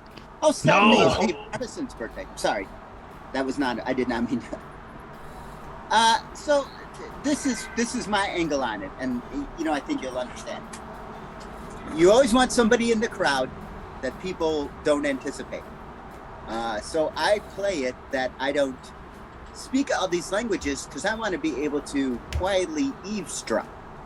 I'm not looking to pry dirty, chivvy secrets out of people. That's terrible and tasteless and not the way to build a reaction. But I have found that people are more likely to say things they don't want to hear if they don't think you know what they're saying. And then they're just, how shall we say, a tad bit more honest. Also because, I have a snout and a tail. People often underestimate me. And why wouldn't I take advantage of that? That's on them to suppose that the simpleton. Why not? Why keep that from your team? Yeah, are you trying to take advantage of us? No. Have I been anything less than fair in my dealings with you? I mean, you've apparently been lying to us about languages that you speak. Lie requires admission or anything. All I did is simply speak a couple of words. I would challenge your assertion about lying there, square dealer. And the reason I do that is so that you guys can pretend I don't know what it's doing and that the system works. If one is deliberately keeping one information from another, they are making an unfair deal with another person. Social contract is nothing. If you're using it for chicanery, we are going to be in sensitive areas, and it may be worth this team's while for people to think that I don't know what they're talking about. So it's easier for you to play. It's easier for you to play along if you don't know what all the languages I speak. But clearly, yes, I speak Elven and Goblin. I did quite well in Elven. In fact, I'm very proud of my Elvish accent. But they are hard to deal with, and I prefer not to have to deal with Elven personality types. They are certainly not my cup of tea. Are those the only languages you speak? Well, funny you should ask. That was more. I don't remember what languages I speak, and I'm actually trying to go okay. Because I know it's a couple. What is it? Attributes? Attributes, yeah. Bottom left. Okay. I speak. Shit. Scroll up. I speak Dwarven. I speak Elven. I speak Goblin. I speak one halfling. Damn it. I can't get this stupid thing to expand. And then I speak. Maybe if I pop it out, it'll work. It'll scroll up for me. There we go. And I speak Ratfolk. So I speak all the common languages. Wow. Probably take some time to learn Giant a little bit better. That is quite impressive, sir. Well, it's always good in negotiation to have a card up your sleeve. Aye. So good to know these things, though. Well, we can know that you'll be able to understand things. We don't have to ask you right away. What you heard. I prefer we continue to play that I don't know these languages. Very well. I can understand your perspective, but it's useful for us to know if you're not going to be giving us the information later on. Well, I try to feed it to you quietly. That way it doesn't. But nothing has been horribly. Has anything truly secretive been revealed to us in my? I don't know. I guess it's not important. Okay, well, if I come across some super valuable or hell, even slightly valuable information, I will be more than glad to put it to the together eating awesome meals. It is at some point during this conversation that this individual will approach your table. Human, male, middle-aged. He's kind of got this large kind of cloak on, and he kind of moves on over to your table and he says, any of you looking for a good time tonight? We're having one. Not a good enough one. And he kind of pulls out of his cloak this see-through bag with these black little seeds in it, and he kind of plops it on the table. Do you want us to do some farming? No. Yeah, I was also unsure. You eat some of these and you'll have a great night. I don't know. I'm interested. They'll help you drink more. You'll be more hardy. Oh, that doesn't sound appealing. No? Kind of looks around. Any of you interested in partaking? I already drank a lot. Yeah. How legal are those? He kind of looks around. Why? Are you the fuzz? And he kind of snatches the bag Maybe. back. Well, you didn't see me then. Square. I'll take one of your seeds and then I'll pretend to eat it and sleight of hand it. Ooh, all right. Whoa, that's not free. Oh, well, how much? Well, if you just want one, well, one can be free, but if you want the bag, it costs money. First one's free. Oh. Yeah, you I know this trick. That's how they get you. You can make a sleight of hand to try to feign eating it. You can throw it away or pocket it if you want to examine what it is later. Yeah, I certainly do. Oh fuck, it's not on there. Did I forget to add it? I don't know that you have ranks in sleight of hand. I get it as some feat I have gives me the sleight of hand, but I didn't put any ranks in it. Thank you for reminding me to do that. Yeah. So it's a straight. You do that at next level. I believe you can't roll it without ranks in it. So never mind. I guess I'll just taste it and I'll save it for later. There. No, you can't save it for later. You gotta try it now. Why can't you? You offered it for free. It's free. Yeah. Free is free, buddy. My seed. Yeah, do you want a seed exchange? He'll give you some of his seeds for your seed. Oh god. It's free on the condition that you take it now. I can't guarantee You didn't add that to your terms and conditions. I'm going to take out my holy symbol. I'm going to make sure my holy symbol is like very visible. I'm here overseeing this deal, and you gave it for free. You guys are a bunch of lames. He looks at Zoo. How about you? You didn't say anything. You want to try one? These guys are lame and square. I know you said you drank a lot already, but if you want to drink more... I look at myself to see if I am indeed square. Remember, when he says the first one's free, he doesn't actually mean it. It's got Yes, terms and conditions which need to apply. It was assumed you were going to have it now. I can't... This thing goes bad in a day or so. I don't have... Well, what good kind of product is that? It's a party increaser, he says, unsure what to say. So if we were to get a bag, we have to eat it all in one day? No. It's terrible. If you can seal it in a nice bag like this, it can stay for a few days. Oh, so if he puts that away in something sealed, it'll be fine. Here, I got a place I can put it so it'll stay fine. Okay. Sure, I'll put it in my Pathfinder pouch. I guess so. I don't know. I don't want to take any responsibility on it. Well, I am a little, out of character. I'm a little bit of an alchemist, so somebody's going to come up and offer seeds that do weird things. I'm going to want to, take a little time and take a look at that and see what the hell that's about. Yeah? Yeah. How about you, my goblin friends? You don't want any? As I already said, is this legal? The answer, I'm quite sure, is no. Yes. Totally. And no. Is he bluffing? I don't believe him. You can sense motive. Can I sense motive on that? Sure. Yeah. Osrin, yeah, it seems plausible. You don't know exactly what it is, but Zoo, you're pretty sure he's lying. And you, Judge D, as well, are pretty sure. Ooh, you did seem you want to to be spend that engaging point of in- inspiration and try to read his mind? Oh yeah, let's spend a point of inspiration and try to read his mind. All right. Read his surface thoughts. Let's use this ability.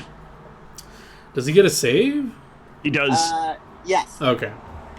10 plus half investigator level and plus intelligence modifier. So that's what, 17, 18, 17? 10 plus half my investigator level. Yeah. Yeah, you get this surface level thought, and he's just like, can these guys just make up their minds already? Just take it out or whatever. He just seems like completely annoyed. He's on the hustle and ain't got time for this. I ain't got time for this. All right, so we got a seed from you. If we like your product, we'll contact you. If if your product is no good, you won't hear from us. Yeah, we'll plant it and we'll see what kind of plants grow. No, you have to eat it, smoke it, or ingest it. Either one you want.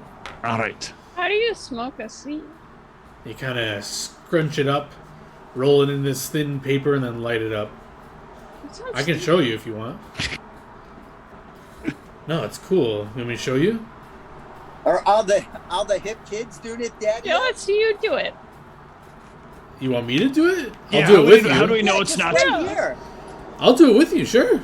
He'll pull up a seat. He'll take some seeds out. He has like this little contraption he pulls out where he kind of smushes the seeds in this little pot, and then he gets the fine. I guess it looks like this like black powder after a minute or so, and he takes out another little these thin, translucent, transparent little sheets. He kind of like lines it up, pours a little bit, kind of rolls it all up. And, well, he rolls two of them up. He hands one to you, Zoo, and he puts one in his mouth, and he snaps his fingers, and a little flame comes out, and he lights his, and he smokes it, and then he puts his finger with the flame towards yours and lights it. I'm gonna sniff it. What does it smell? I heard these seeds are a gateway to larger plant-based things, such as, sniffing flowers and etc. Oh, I thought you meant like replacement for meats when you said plant-based. That's good. It smells like ammonia almost smell to it. Ooh. Is this even safe? Yeah, look, he takes a big hit of it. How's it smell? It smells... so it smells like ammonia. And are you taking a puff of it? And I'll tell you how it tastes. Not in the middle of this car. How about you, I've got Zoom? no interest. You have the thing lit in your hand. You want to take a puff? But I feel like I'm literally a square. If you look at my dwarven body, it is as square as they come. Sure. Yeah, so you can take a puff, and it tastes. A bad example for me. See, I knew it. Michelle's into drugs. This proves it. Told you. John, the setup worked. We got her. As the smoke fills your lungs, you kind of let out a little cough, and it tastes very bitter. And I need a fort save. Go ahead, Zoo. All the cool goblins are doing it. You don't want to be a lame-o. Yeah, it feels very nice and euphoric, and you feel like you could go for more later, maybe. But roll me a d8. Oh, you Canadians and your pro-drug. Well, they didn't have dare. Aw, you have plus It one was. temporary hit points. They didn't have some tiger trying to convince them that drugs are bad by putting them to sleep. And teaching us what all the ingredients in meth were. You don't want to make methamphetamines out of the following ingredients. And you also have a +2 bonus on fort saves for the next undetermined amount of time. Wow. You go. Well, you're not dead. So, Of that's course, how they she's hook- not dead. how should I know? You're running out of here peddling seeds. Haven't you heard of repeat customers, man? He kind of like blows the smoke in your face a bit as he exhales. Come on, have a hit, and he'll kind of pass you his cigarette. That's disgusting. You want me to have a hit? I'll put it in. I'll put it like I'm gonna put it up to my mouth, and then I'll smash it into the table with my fist. Hey, what are you doing? That's expensive stuff. You told me to have a hit, so I gave it a hit. Oh, what are you doing? He kind of just Dude, like Dave's not here. he kind of like tries to salvage it, but it's all smushed and messed up. And he grabs his bag off and he says, "Oh, you guys Hold are the on, worst." I gotta pay you for it. Oh, yeah. Oh no, wait! The first one's free if I use it. I hate you guys. I mean, you're pretty cool. He points to Zoo. But the rest, you can come see me if you want more. But the rest of you, stay away from me. You guys are weirdos. Not anything. I just wanted to see. Yeah, whatever. He kind of takes his bag Whatever, and narc. You're not my dad. he moseys on over to another table. What an unpleasant dude. Right, now we're gonna have to deal with you wanting more of that later on, aren't we? That's how drugs work, you know. They give them to you, and then you just keep taking them over and over and over again. And then eventually you end up with kids, and a wife, and a job, and your life is just disappointing. Do you have a wife that we should know about? Are you okay? No, but my dad was doing some of this stuff, and he used to tell me about how bad they were. Is your Like- dad okay? I mean, I guess he's fine. I don't know. I haven't seen him in a while. Oh, that's depressing. No, I mean, it's not because we're on any sort of bad terms. It's just, Oh, okay. it was time for me to go, and I wanted to do my own thing. I didn't want to be in the caves anymore, so I said goodbye. I don't have, like, a good way to reach out to him anymore. Maybe one day when I get strong enough, I can send him a message or something. Stone singing. You can make a craft alchemy check to identify this narcotic if you wish. Yes. That's exactly where I was going. Yep, and because I am not focused on that, I just realized I do not have ranks in that. That's fucking fantastic. So 2 things I need to put ranks in is craft alchemy and sleight of hand. So good note to self. So we'll hold on for that for a while. Oh, can you not make craft checks without a rank? I think you can make craft checks untrained. Yeah, you can. So you can just try, I guess. Is it not on the sheet? I don't think it's in your summary sheet because you don't have any ranks in it, but I can roll it for you if you want. Sure. It's in your skill page. Yeah. That's not enough to know. All right. But if you do roll a natural 1, you would be exposed to it by accident. But you didn't do that, so you're fine. That's good. I will not do that. Ooh, artistry. I just noticed that there.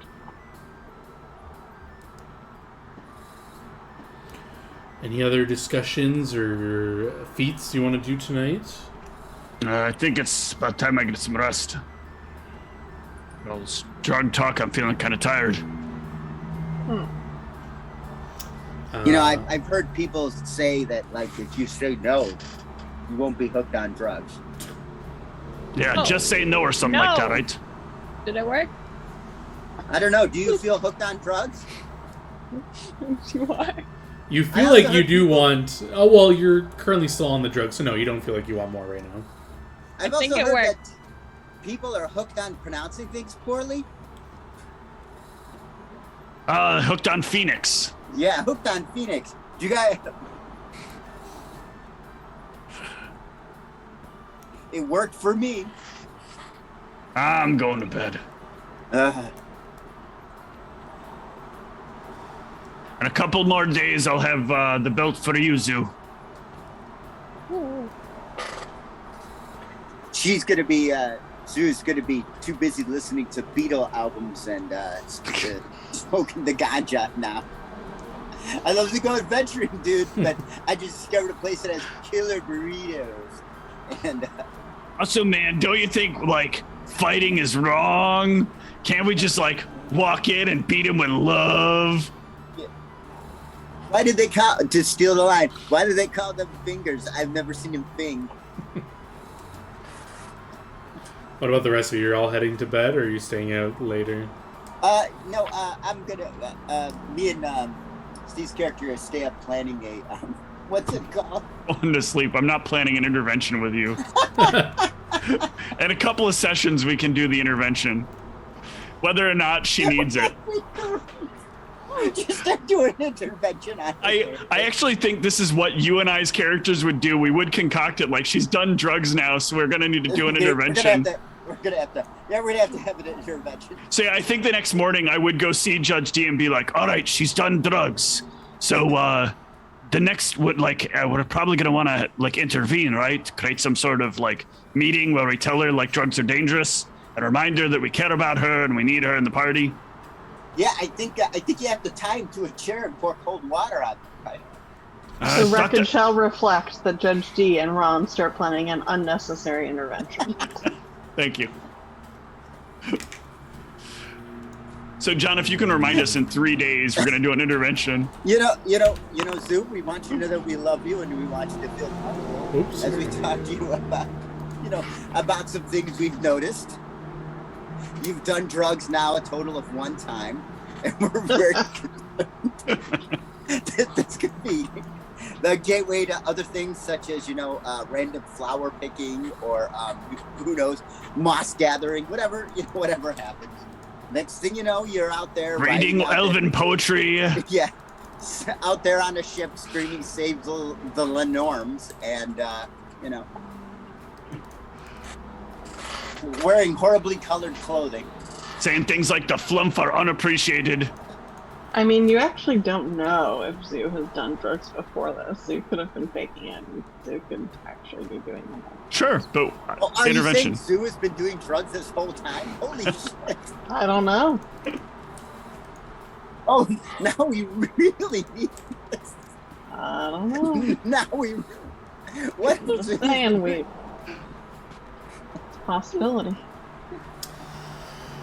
But yeah, later that night or evening, Zoo, when you're sleeping, or in the morning, you'll feel the effects of the drug. You'll feel like you kind of want more, but you're not compelled to go find more. You just feel a want for more, and you'll have a hit to your wisdom and con put on your sheet. Nothing substantial, but a little bit. You're gonna think the music of the Grateful Undead is fantastic. Man, I'm really. I get it. Like they're called the Thankful Undead, not Grateful. Thankful Undead. Yes, thank you. Thankful Undead. But yeah, you guys can meet up for breakfast and discuss anything you want to do for this day. Well, Did we get any missions yet? I mean, we probably should deal with, the problem of the creatures which we should not name. But, Yeah, that seems like the most pressing issue. I'm worried we need a little more prep work before we do that. Yeah. What do you think we should do to prep? It'd be helpful to have some useful tools for defeating them. I think what's important is when we go and we fight the undead, we want to make sure, our system is clear and clean. We're not influenced by undue external forces. Oddly specific, but okay. Do you guys want to order your fancy cheese platter this morning? Yes. Yep. See what that I'm very worried that my friend is now hooked on seeds. Yeah, you guys, who's partaking in the very nice platter of food? Oh. I am. I will if it's offered. Yeah. Of course it's offered. Everyone who partakes can roll me a 1d8. Sharing is caring.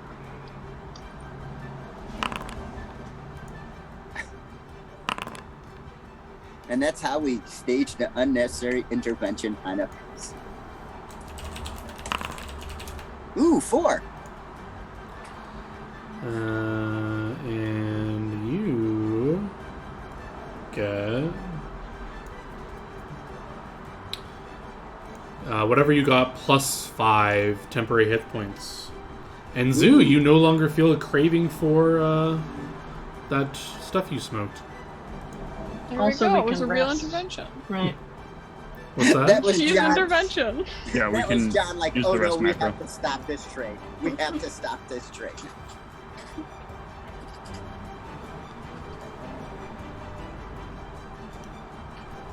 So I think it would be useful if we have some way to deal with these creatures.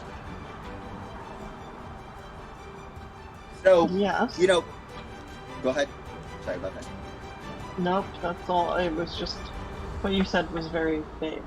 You've all got magical weapons, which is the first step. Supposedly, we can. Is it all magical? Is it? Did we not do that? Hold on. I'm gonna take out my detect magic and double check your bow. On my sheet, it just says master with longbow. It might. Yeah, I might not have done your bow yet. Oh, I've clearly overlooked this. All right, I'll put aside the belt for today and work on that real quick. If we happen to have enough coin, I can go pick up the equipment. Where would I see if it's magical? It's in the inventory when you click on the weapon. If you click edit, under details, you should see under enhancement. It doesn't even want to open that edit. Wait, why don't I see it? Is it another enhancement, John? Losing my mind. I might need to open the Oh no, sheet it's and not. You're not. Your sword is not enchanted either. Did I not do anybody's weapons?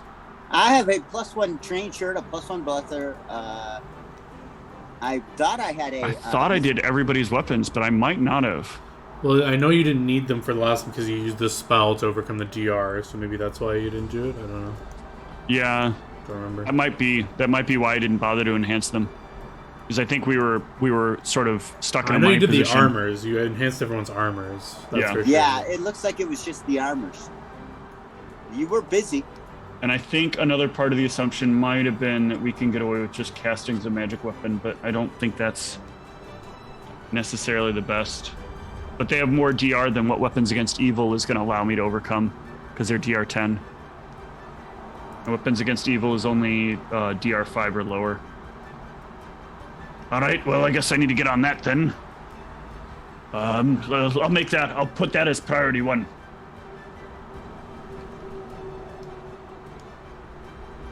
That sounds good.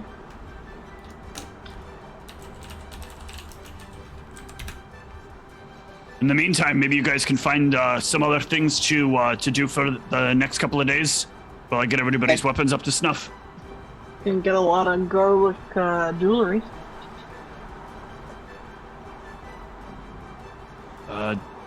Is garlic one of the things that they don't like still? Mm-hmm. Okay. Yeah.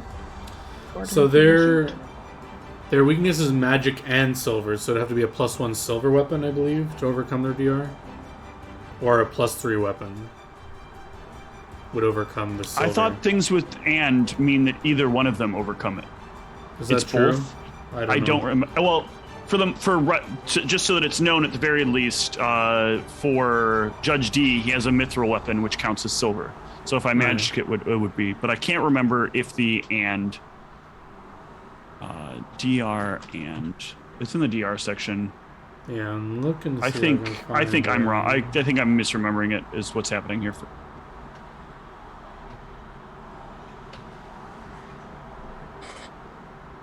I think it actually says "or" if it's an "or."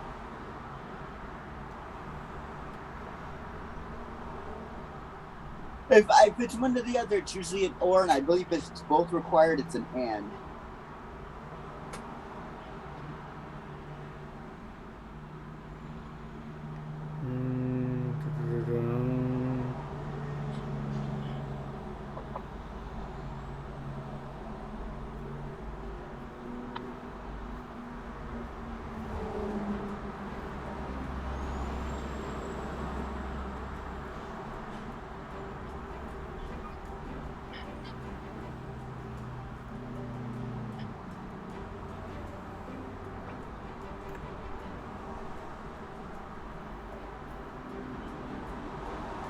That's fine. I'm fine with it being "and" because the plan was to get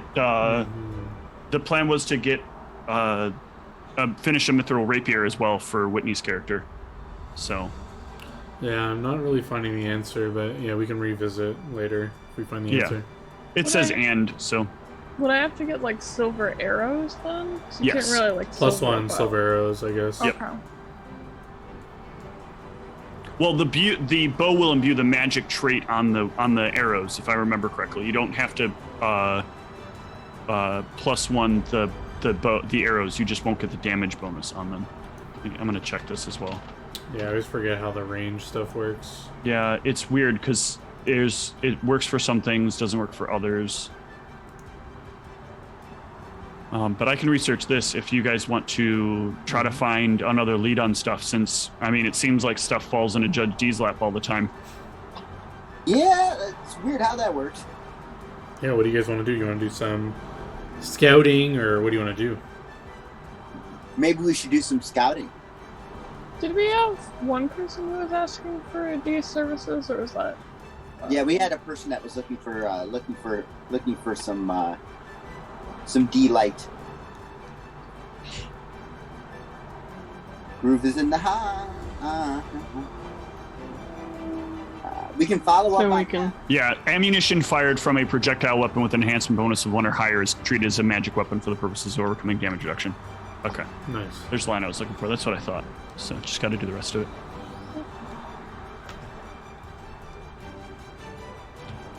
Do we want to follow up on my latest business prospect? I'm more concerned if we get information on the vampires, and I mean, we could get some garlic. We could maybe get a small mirror or some. I don't know if it's sacrilegious to get spare holy thimbles. Sacrilicious. Well, it would help to get money to get those, right? Well, How I much mean, funds do we really have? we got money from that Ron has. I don't know. I guess how much it's going to cost you to enchant our weapons. Let's talk about our finances first. How are we All doing? right, yep. So right now we have about math real quick. We have about 1,400 GP on hand. About 1,000 of that will go towards the weapons that I need to make. The weapons I need to upgrade for everyone. About 1,050. So that's going to cost me in magical components and time. About 3 days. So we really have about 400 gold left over. I mean, yeah, we should. I would think we should be able to get a couple of small mirrors, some garlic, and a holy similar to pretty cheap. Well, is it possible to notice- have your shield buffed to a mirrored finish? Since it is mithril after all, Hadn't thought of that. might be worth finding somebody who would know. We'll look into it. Okay, how would we find out about that? Is there a... Ask a shopkeeper. I would say Ron would probably know, being a dwarf. Because I believe there are mechanics for doing that, whether you knew that or not. I believe it said somewhere under Mithril.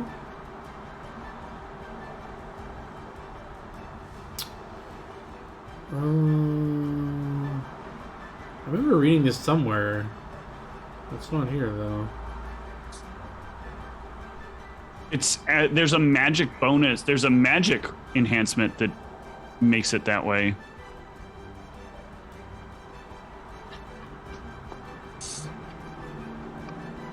Oh no, I think it's under a random creature entry. Let me just read it. Okay. That gave me some details about that. It has a fear of mirrors, and they talk about it. I also don't see silver arrows in the list. Here we go. Yeah, they would have to be made. You just make you make a silver tipped arrow. At the GM's discretion, some shields could be considered mirrors. That's just in this monster entry, so I don't see why not. Because under the mithril category, it says they are rare, silvery, glistening metal. I'm sure you could just polish it up that you could use it as a mirror fairly easily. Good. Yeah, for example, there's even a spell called Mirror Polish. You polish a metal item until it's reflective enough to be used as a mirror, and it's an instantaneous spell. So... Okay, yeah. How long does it last? Instantaneous means it's effective permanently until something would change it. So I'd assume we can just try to keep polishing them.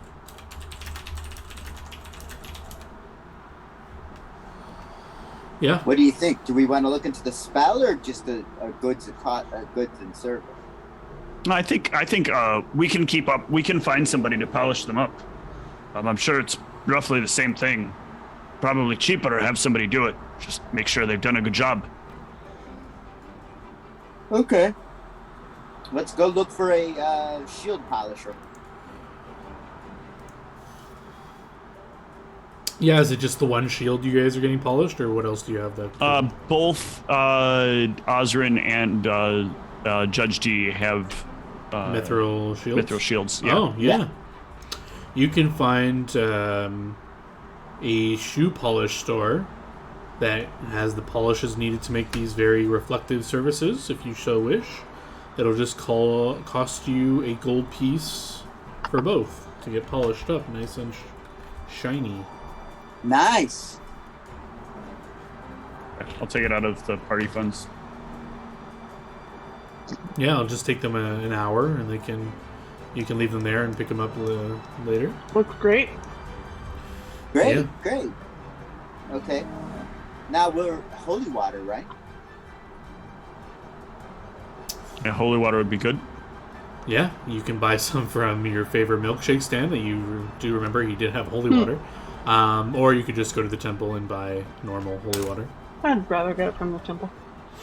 Sure. You guys head to the temple. It's not an uncommon thing to request holy water. But, yeah, would you just flag down the nearest acolyte cleric and strike up conversation, or do you have a game plan here? So what do you think? I think we should,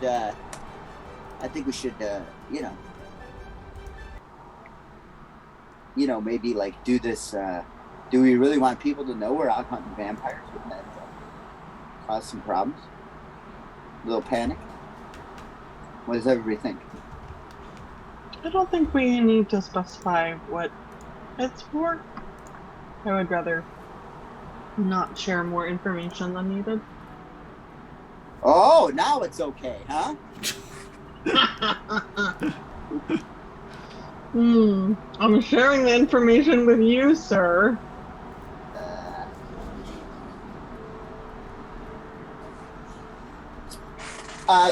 Well, okay. So, do we want to be direct, or we're going on mission? We're going on missions, and we'd like to procure some holy water in case we encounter some post-deceased individuals. Yeah, I think that is enough information and not too much. We could also ask them if, they have any programs for people that are addicted to seeds. I'm not saying anybody in the party is addicted to seeds. Oh, my lord.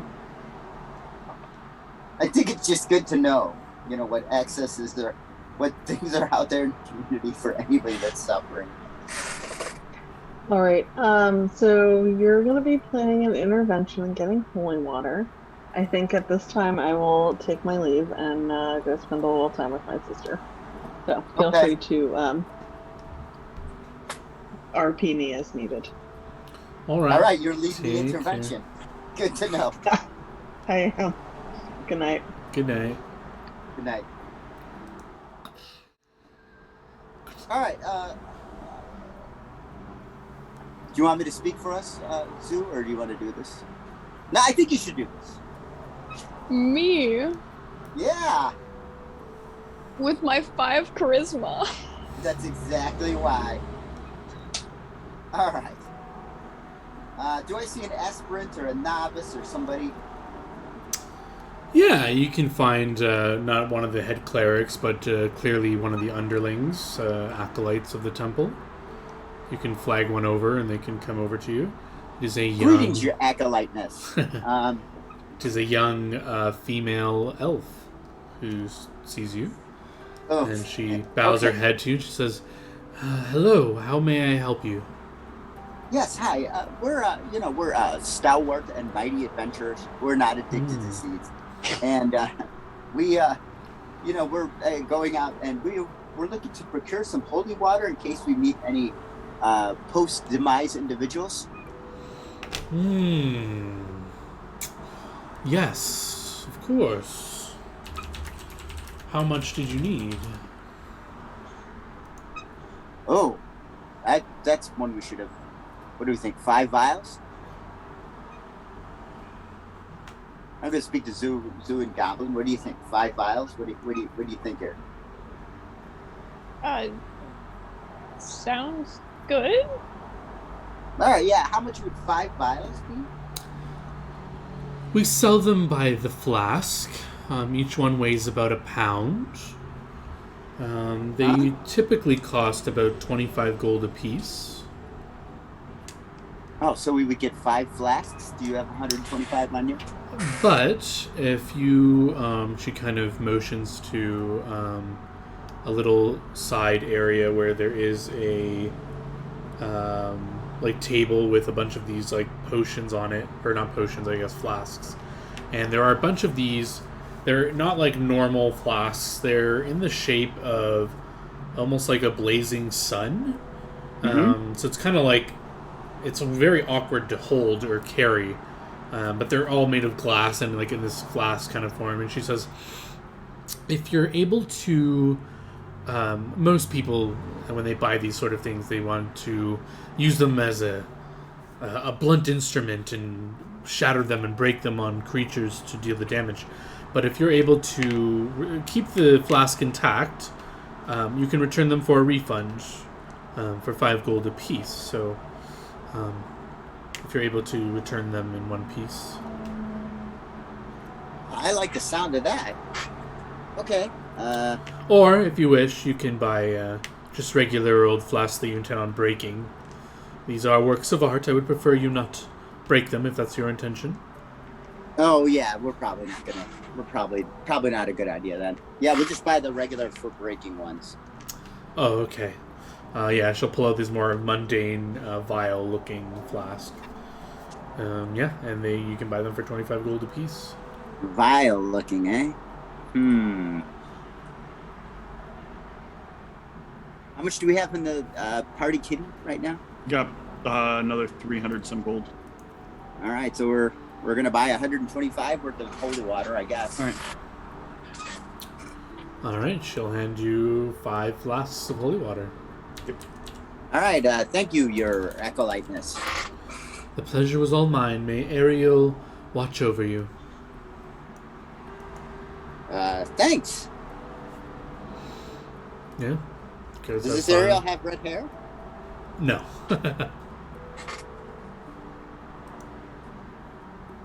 All right, we got the holy water. We're rolling. We're getting things done. Taking names and kicking tails. I think, while we got some downtime, we should probably pick up a mission, score some gold. Yeah, I'm going to be busy for at least, at this point now, 5 days if we want to finish all the items I'm working on. Okay. All right. Let's go into Judge D's mystery bag of adventures. I think we had, and I cannot remember for the life of me because I did not write it down, but we did have somebody approach us. You did have somebody what? I don't remember. I thought we had. Did we take care of all the missions? I thought we had somebody that approached us that we couldn't take. You did, yeah. But I can't remember his name. La Fuga. That's right. How can I forget that name? It means the poison fish. And if you guys forgot about it. Yeah, the one that we had run into someone looking for. Or someone with the same name, at least. Yeah. No in check needed, you remembered. Yeah. You.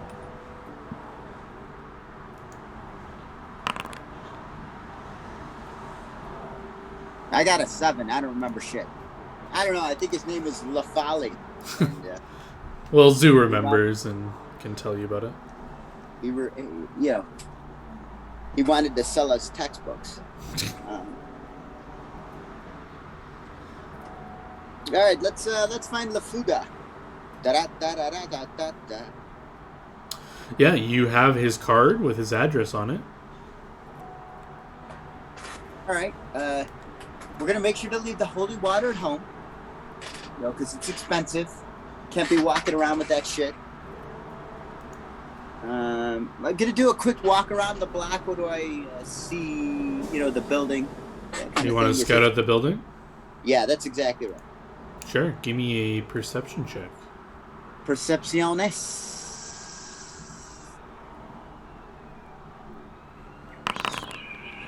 15. Gee whiz. Zoo, you may want to help me with this because I'm sucking. No, that was Zoo's roll. You got a 33. Oh, did I? Okay. Yeah, you're above it. Yeah, Judge D, as you guys are approaching and you're kind of scoping these things out, you notice 2 individuals notice you and kind of duck into that building that you're heading towards. Seems like they may have been waiting for your arrival or something. We've been made. Be prepared. Got two who were watching us, watching for somebody, and they ducked down the alley. Yeah, so specifically what you saw was these 2 cloaked individuals. As you're kind of like scanning, looking around the place, you notice 2 people that you're in this line of work. They were clearly on watch for probably you, I guess, because as soon as you kind of make them and they make you, they kind of duck into the alley, head past another side part, and duck into the building. As you can see them hop into the roof of the building and go down into inside. That's comforting. Nothing bad will happen. Sure. So, okay. I'll make note of that and be prepared. Let's go meet La Fool. Yeah, so you can walk up. It's an old wooden kind of building. Okay. 2-story, which is a little odd for this area. It's one of the few 2-story buildings around here. Huh, 2 stories. A little unusual. But you can walk up to the door if you want. It has one of those eye slots that can be pulled across. Okay. Yeah, you knock. Does anybody, anything happen? Yeah, you guys are waiting for but a moment. Oh, okay. When the wood panel kind of slides over, you see these 2 bulking eyes kind of in the slot looking and says, "What's the password? Who are you here to see?" La Fuga? What about? I don't know, because we haven't hammered out the deals yet. He said he needed to hire me for a job. Name's Judge D. Think he's been expecting you.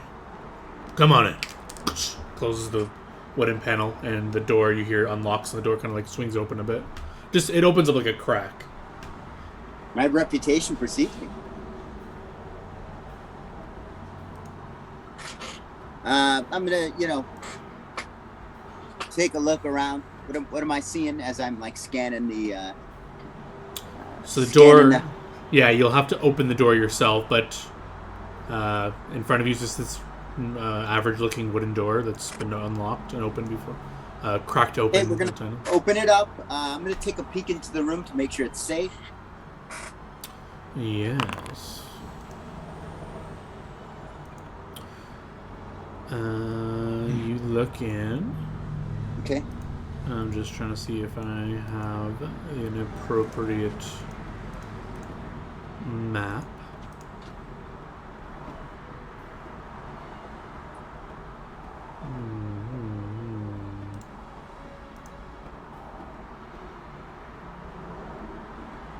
Even when taking your life. Yeah, so I'm just going to describe this to you, and I'll bring you to it if you choose to walk in, I guess.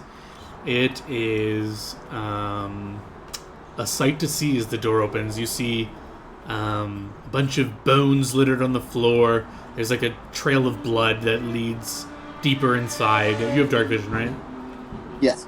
Yeah, so you can see inside. There's like this big machinery working. It seems like there's a bunch of like bones being like minced, and there's like red liquid that I guess is blood. It's all being like minced in this big vat.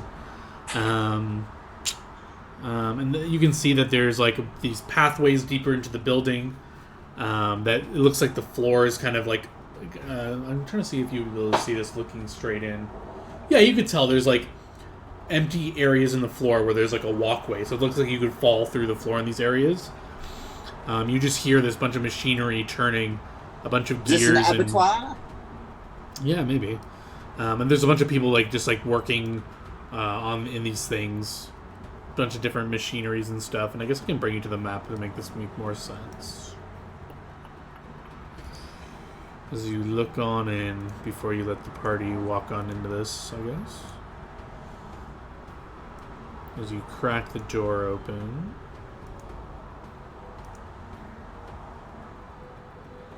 I will just bring...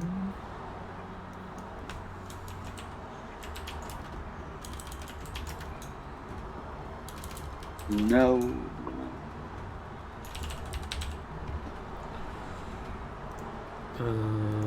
Make sure this is correct. Gridless. Save. I use activism. And I think I can just drag you to this.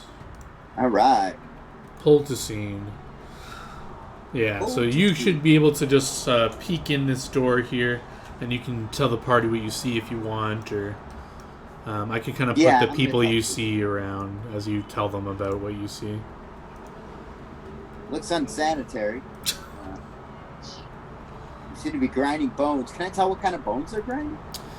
I mean, they look clearly. There is a bunch of like giant-sized bones, and there's like the average humanoid-sized bones, like a mix of these kind of things.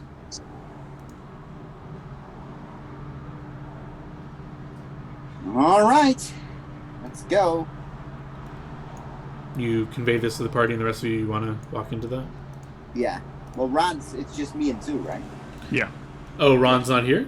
No, Ron is not here. Oh, Ron is working on the items. Gotcha. I guess we would have Whitney's character as well. I think Osrin... maybe Osrin would have went with... Yeah, I'm just going to get the people you see. They are working in these different areas.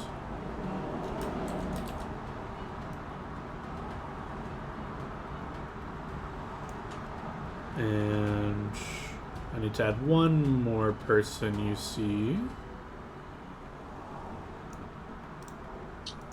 which would be La Fuga that you recognize. And I need a good, appropriate token for him.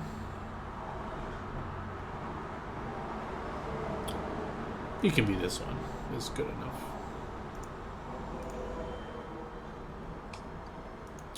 And so Zoo is here and Osrin. Mm-hmm.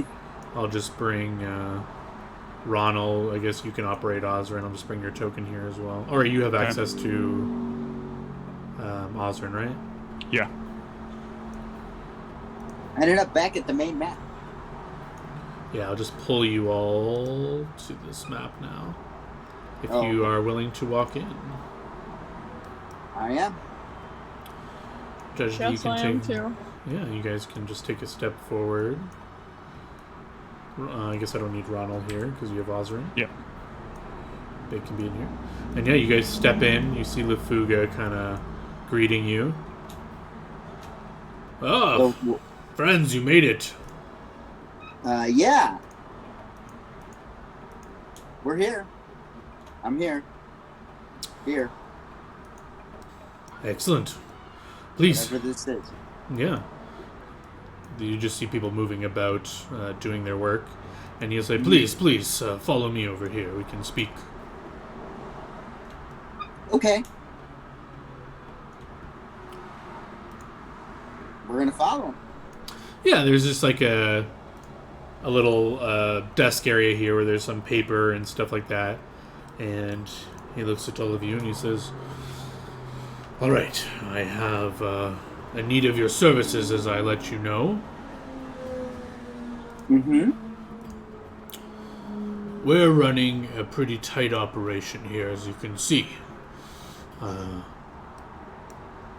And we need your help.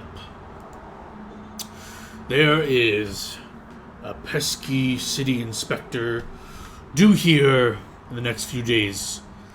I need you to make sure he doesn't make it here. I'm not asking you to kill him, if that's what you're assuming. I just need you to make sure he gets the wrong address. I'm gonna be honest with you. What exactly are you doing? Does it matter? Kinda, yeah. I guess it does look a little odd. We are disposing of the remains of some creatures that people don't want resurrected. I don't know the details. Apparently, if you mince up the remains, it's much more difficult to be brought back to life. So that's what we take orders from. People that want remains disposed of in a discreet manner. Kind of like a chop shop for bodies. Yeah. Well, the remains we get are from people that have been long dead. It's not like we're murdering people here. It's just an unpleasant kind of line of work.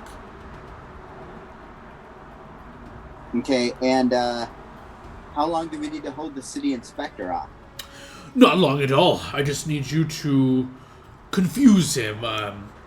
He's supposed to get the address from the crown at a certain time. I can give you the details. Are you interested in this? It's a little precarious, I know, but I'm willing to pay for your discretion, and I can give you the details if you're agreeable to it. I have to confer with my compatriots as they are also risking themselves. Of course. The job certainly looks doable, as long as I don't have to murder anybody. That's like my big thing. Murdering's already all done. Poor joke. No murdering. Yeah. Feel free to talk. I'll leave you to your. You can call me over when you're ready, and he'll just go on helping these people do their thing over here. I feel like Osrin's main concern is the means by which they've all died. That they don't seem like they do anything that verifies it, but I can't think of anything else Whitney would say. Yeah, they seem like, hey, we got a body we need disposed of, and they don't ask any questions, right? Yeah, like he would have given you like more like surface level assurances, like, oh no, like they died in combat, but like a basic DC 10 sense motive, you can tell that it's as you perceive. Like they don't really ask questions; they just get bodies and they dispose of them. Yeah.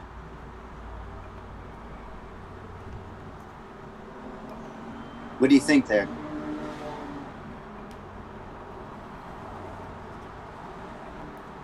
Oh, this is on the three of you.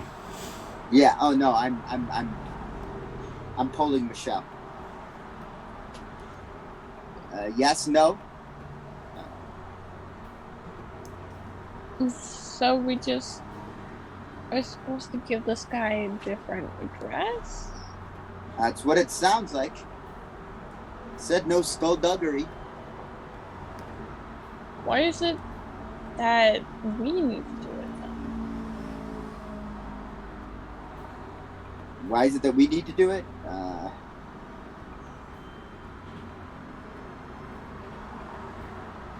They want somebody who's good, I suppose. You're good at giving addresses? Well, we want what we're going to need to do is, my guess is what we're going to need to do is misdirect him, get him to the right place. We may want to remove the correct address from his pocket. We may want to not exactly waylay, but do things so that the person is stalled. And what is happening is they don't want it to fall back on them, so they can't use any of their agents. So maybe us. That's what I'm reading from this. But he's not going to tell us more than that because if we don't take the job, he's on the hook. And we know information. I think Osrin would at least point out that there's also the possibility that they need us to do it instead of them because there's some level of plausible deniability. If we get caught trying to do this, they don't lose a worker, and they don't have anything that links it. It's just why are these random people doing this? And you're kind of making the agreement when you sign up for this that if you get caught, it's on you, not on them. Yeah, that makes sense to me. And if you don't take the fall for it, then you'll just get murdered in prison. Well, that's a good time. I don't think they're all about giving you a good time. I think they're all about giving you whatever deal they can get to get whatever they need done. Well, what do we think?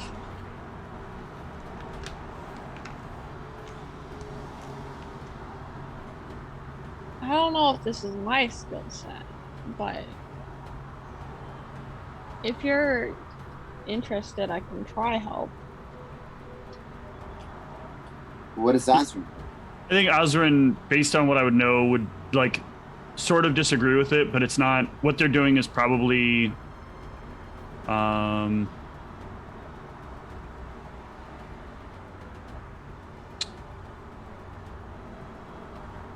don't know. I don't know if Whitney actually chose lawful good on purpose or if that's just what the sheet defaults to.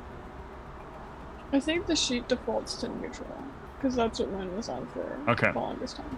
So I think Osrin wouldn't be interested in helping participate in this kind of thing. But I don't...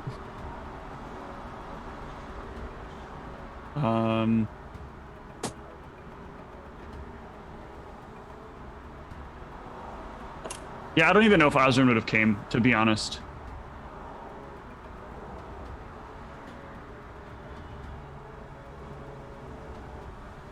Just trying to think. I don't know. They're not necessarily up to no good, but it is kind of a violation of the law to waylay this person. But Osrin doesn't seem the kind of person to get in the way of other people doing things, so I think Osrin would just step away from the job. Whitney can decide differently otherwise, but I think for right now, Osrin would just be like, I don't think I feel comfortable doing this. But you guys, if this is what you guys want to do, you can do it, sort of along those lines.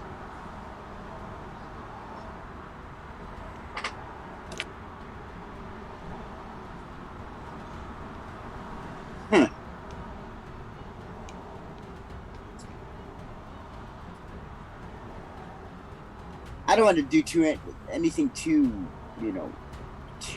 shady. I don't think this is a matter of it being too shady. I'm thinking that a lawful good character is not going to like the idea of violating the law by convincing someone to not show up at their the time that they're supposed to do the job that they're supposed to do. I think that ethically Osrin would be out, but would not like necessarily stand in your way. Like if you guys get caught, that's on you. But it's not necessarily her concern to stop you because in theory, there's no harm, no foul.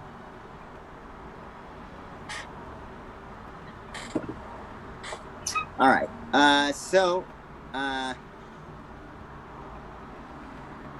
What do you think, Michelle?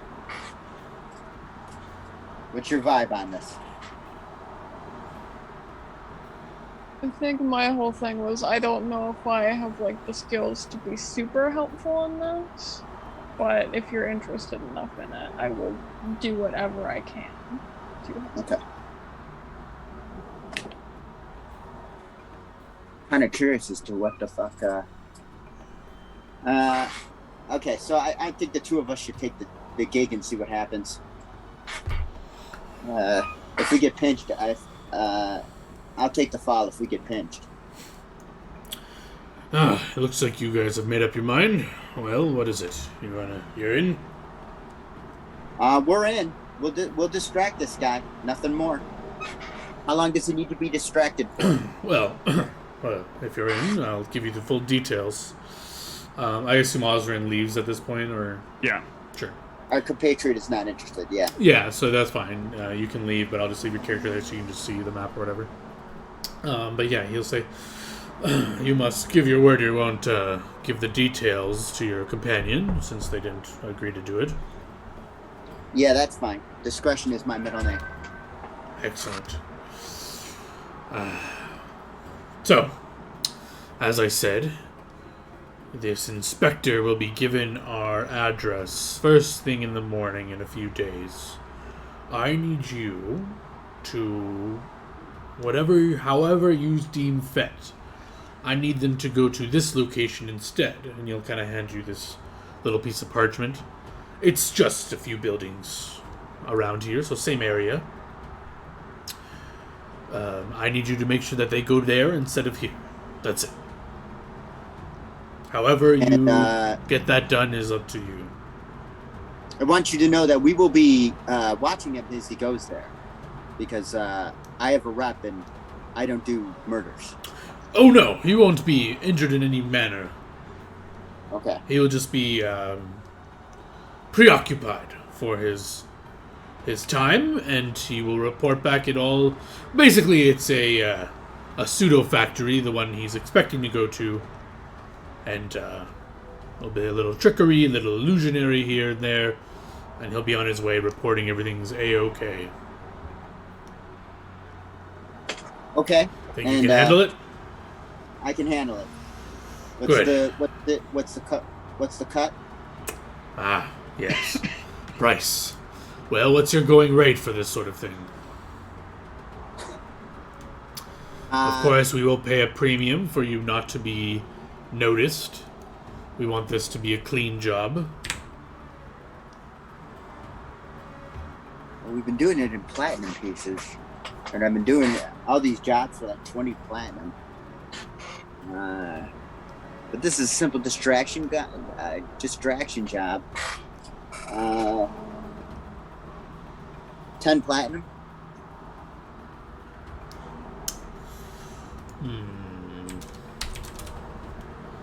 He's free to bargain. Yes, I may have undersold the task.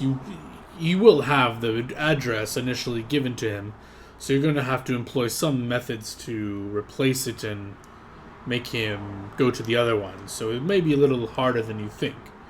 I'm willing to give you 100 platinum to make sure this is done. Although, if you do still get it done, but he does see you or is suspicious in any regard, I will pay you less. I'll give you half now, and we'll determine the rest depending on how well you perform. And he'll kind of motion a hand, and one of these guys will bring a little chest forward with 50 platinum in it. Right. Yeah, we're on it. I'll hand it to you. Okay. And he'll get back to work. Okay. All right. Ever put on a children's costume? Huh? So this is the plan that I came up with in my ratty brain. You're gonna do something and distract him. I'm gonna pick his pocket and replace the note there. Well, I don't have any sleight of hand, so that ought to be good. Who is this that keeps fucking texting me? Sorry about this. That's all right. But as you're formulating your plan, he'll just say, "You may figure this out yourselves after, but I'll give you his." He gives you like a full description of the guy you're looking for. Okay. He is said to get his notice. Perhaps you can intercept it before he reads it, which would be ideal. He's staying at this tavern. Kind of writes it down. I believe it's called the Emerald Brooch. Oh, nice. One of the higher costing taverns in town. He's expecting to get his in 2 days' time in the morning. He's supposed to receive I believe specifically a crow with an attached note for his assignment. If you're able to intercept the crow before he reads it, if he does end up reading it, you'll have to have some sort of memory-altering spell or a way of convincing him it was the wrong message. I don't know. I'll leave it up to you. I assume you'd want to intercept it beforehand, but it's up to you. Yes. All right, so we're going to go look for a crow. Excellent. You can come back here when you've done the assignment. Of course, I'll know if he doesn't end up here. You've succeeded. And yeah, you can come back for the other half of your reward once you've finished it. Good luck. All right. And you I guys step outside and you see Brandon Lee flying through the air. Yes. All right, so let's go do some crow shopping. Let's pick up about 3 crows. back out into the city. You want to go Okay, crow back shopping? out to the city, looking for a pet store, the littlest pet shop, if you will. Yeah, you can find an animal sanctuary that sells messenger crows, I assume is what you want. Yes. Trugaston and Company, right? Indeed, yeah. You can go there, be amazed at the small building that you enter that is actually larger once you're inside, and there are an assortment of creatures and anything that your heart could imagine. But you're just interested in the simple messenger crow, which you can easily be guided to. Yeah, 3. Why do you want 3? So here's the deal. We're going to take care of the one, and then we're going to send 3. We're going to send, in case something goes wrong with the first one, maybe we only need 2. Because how often do you buy a crow? I guess technically they have ravens. And this, you're brought to this individual where there's this coop full of all these different types of birds. There's owls, there's ravens, there's all these different types of birds. And an individual wearing this nice frilled, feathered cloak introduced himself as the Raven Master. Kind of bows to you as you enter. He says, "Welcome. I'm told you're looking for messenger birds." That's correct. I'm looking for a messenger raven. Excellent. He kind of has this little silver pin that's holding his kind of cloak together as he kind of taps it, and it's a silver raven, and he kind of taps it and he says, "I've trained my ravens from their birth to deliver any of the messages you could ever need. They're useful for they can get into any window ledges, anything you want delivered, they can make sure it gets there. They're well trained." So, Excellent. what I'll kind take of yeah? Okay, I'll take your best trained raven. I need him to deliver a message to this individual. I guess, what do I need to do? Well, it depends. If you want to purchase the raven is another matter. If you want me to handle this for you, I can offer you a variety of services that would guarantee the message arrival. I can, even if my ravens were to be killed, I can make sure they cheat death and are not slain. Wow. Indeed. Just quite the feat to witness. Or I can simply sell you these well-trained ravens, and of course none of these assurances will be given to you. How much for the deluxe package, if you will? Yes, if you want me to guarantee it. Yes. Is this just a one-time deal? Just one-time message? Just a one-time message. If you show up like a champ, we'll talk more business. Okay. If you have further business, if we a trial run, if you will, I'll charge you 10 gold for the first time. Excellent. Okay. We have a slip of paper with a message on it, right? Yes. Yeah. Okay. So here's I describe the individual. There's an important message that needs to get to him. It needs to be clandestine. It's important to the mission that we're performing. Excellent. My ravens, under my control, can also eavesdrop and report back any important things they overhear, if that's important. If not, I can just make sure this message is delivered as you instructed. We will make sure the message is delivered, and then based on we'll be meeting the individual at the rendezvous point. So that will be your test of the quality if the individual meets us at the rendezvous point. Excellent. I will accept payment upon successful completion of your task. Okay. Excellent. I just need your name. My name is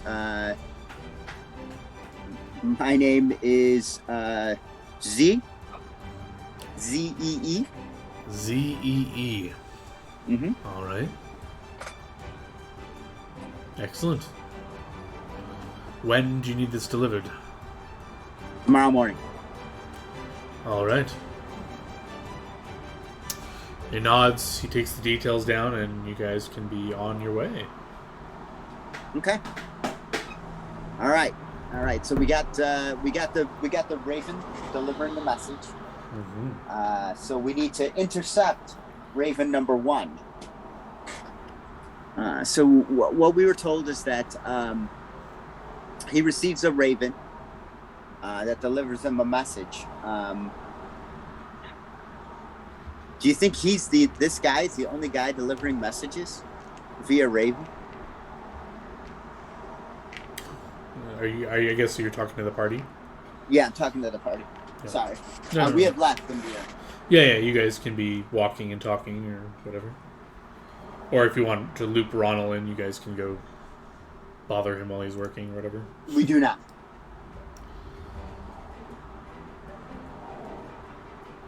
Shit, how are we going to know which Raven is which?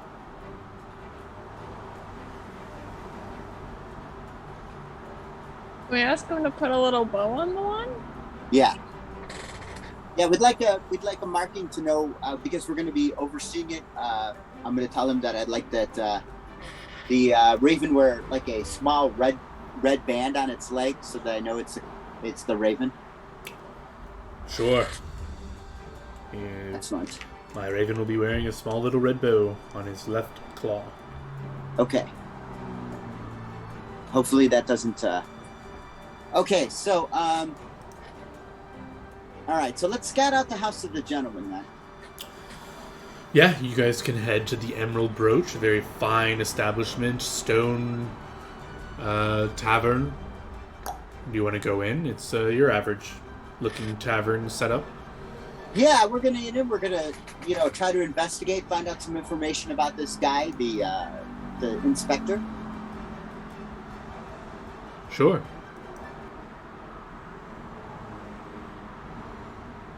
Okay. Do we see anybody that matches this description? So give me an idea of what you guys are doing. So is this just Judge D and Osrin and Zoo? Or Osrin's not really... Yeah. Okay, so just Judge D and Zoo? Just Judge D and Zoo. Yeah, so you guys come in, you see it's a pretty full building. There's some gambling going on. There's some piano playing in the corner. Sing us a song, yo, the piano man. It is quite a fancy establishment. It's not like it's fancy, but there's not like pure nobles in here. There are noble-ish looking people, but it's more of a middle class in abundance here as well. You're looking around for the described individual. You don't immediately see him, but you can give me perception checks to try and scan him out. Okay. Ooh, very nice. Come on, computer.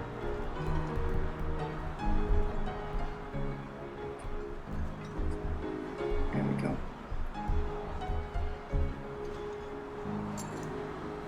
Ah!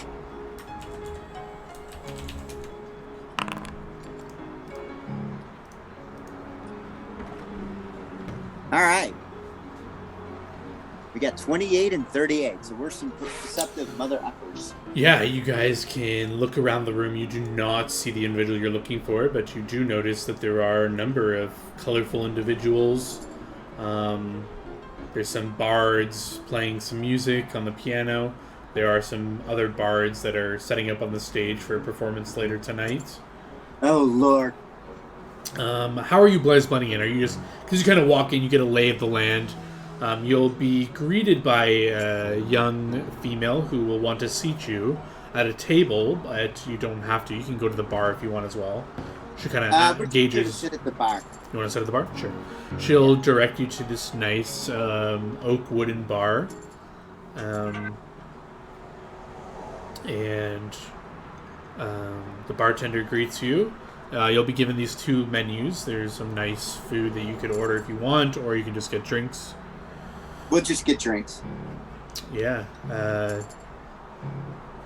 Behind the counter is a half-elf. And he greets you and he says, what can I get you two fine individuals today? You want just the regular ale, or can I interest you in some nice elven wine or dwarven ale, or whatever your heart desires?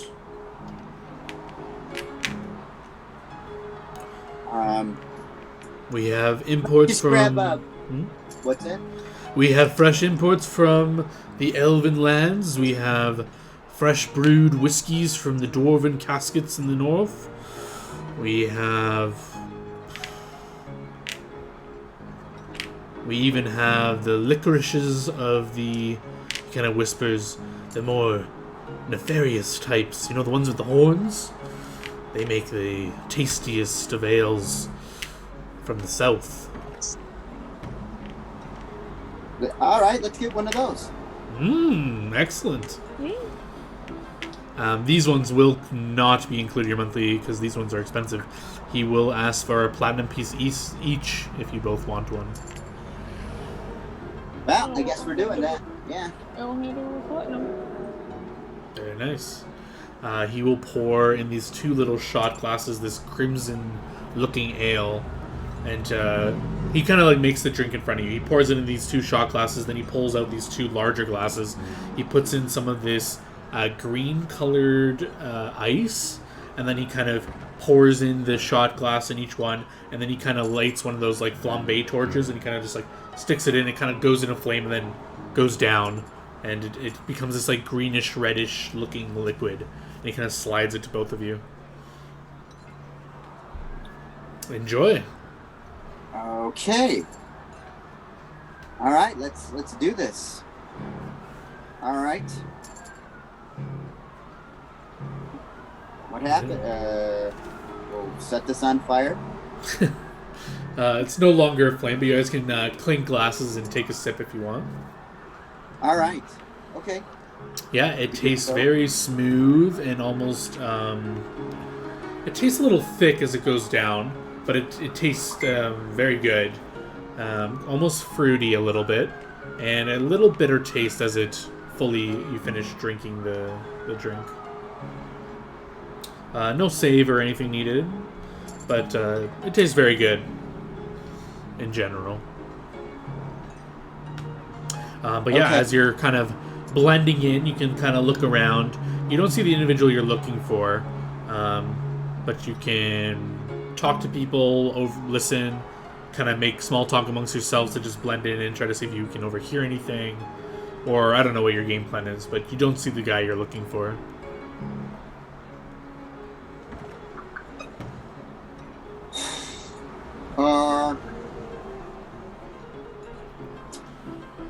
So,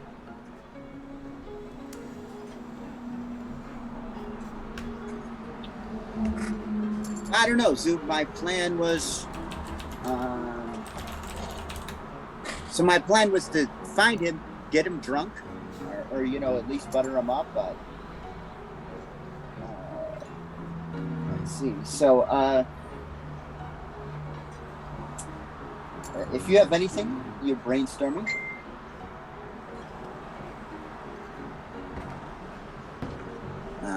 If not, the other option is we can try to figure out where these ravens are coming from. But I was just going to basically climb on top of the building and try to intercept the non-bow one with an arrow. I thought that's what I was going to do. Yeah. That may be the simplest, but I also want to... What's that? And then I thought, since I'm kind of sneaky, I could follow him to make sure he's going to the right spot. That's pretty solid. Okay. All right, yeah, let's go with that. Let's go with the simple plan as opposed to my getting him drunk and I don't know, tie him up. I don't know.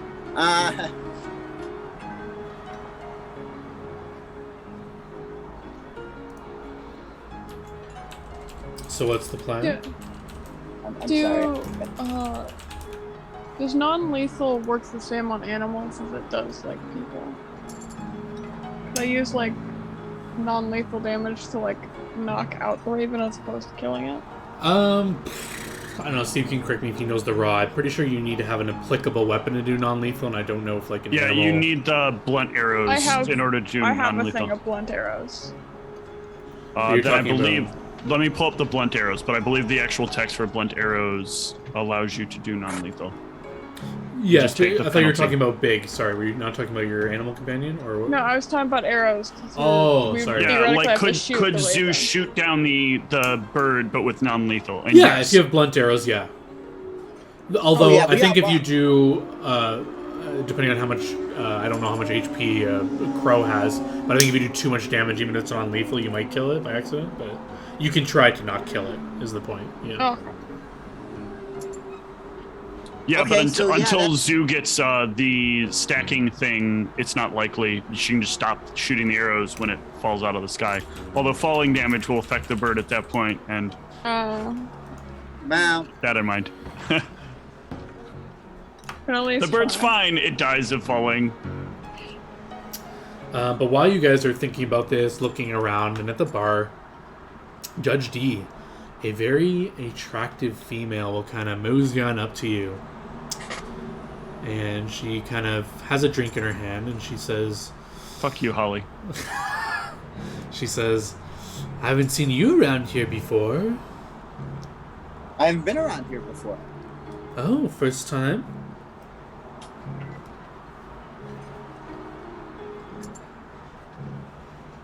You seem distracted. Sorry, I just got into some of that.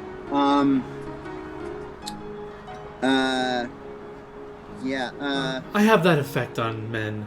And she looks you over, and in front of you is this very conventionally attractive human female, and she says, maybe this will make you more comfortable. And before your eyes, she kind of turns into an attractive female rat folk.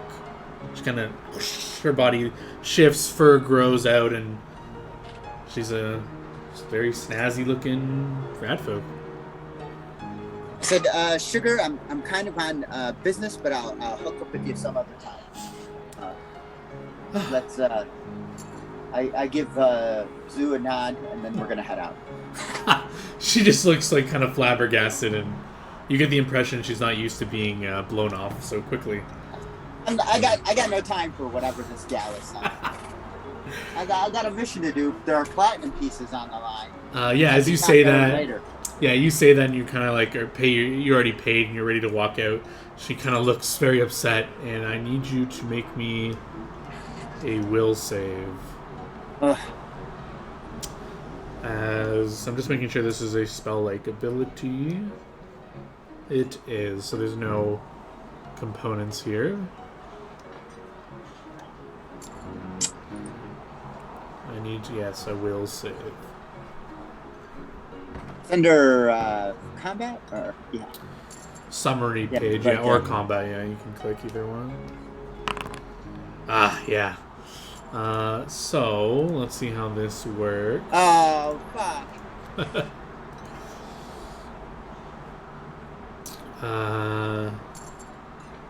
Okay, so she gets a sentence or two, and she needs to word it to make it reasonable. She says, you just hear this, like, voice in your head, and it's, like, this very nice, alluring kind of voice, and she says, what's the hurry? You should stop and have a drink with me. And I feel compelled to stop and have a drink with her. Yes, I don't know if you're completely compelled. Yeah, you are kind of compelled. Say if you fail it, if it's suggestion, you have to do the thing. Yeah. So yeah, you told Zoo like you should head out, but then you're like, maybe just one drink. I think I'm under the effect of seeds. But Zoo, you can give me a sense motive to see this odd change in behavior from Judge D. Ooh, yeah, you can definitely tell he's been beguiled by some sort of enchantment, or definitely tell his behavior is out of the ordinary. But as you notice that, you'll notice a rather attractive male. Goblins aren't humanoid, are they? Humanoid goblinoid? Yeah, they're technically humanoids. Oh, then they can turn into it, yeah. You'll see him very conventionally attractive human. As you're kind of noticing Judge D walk up and you're about to like, what are you doing?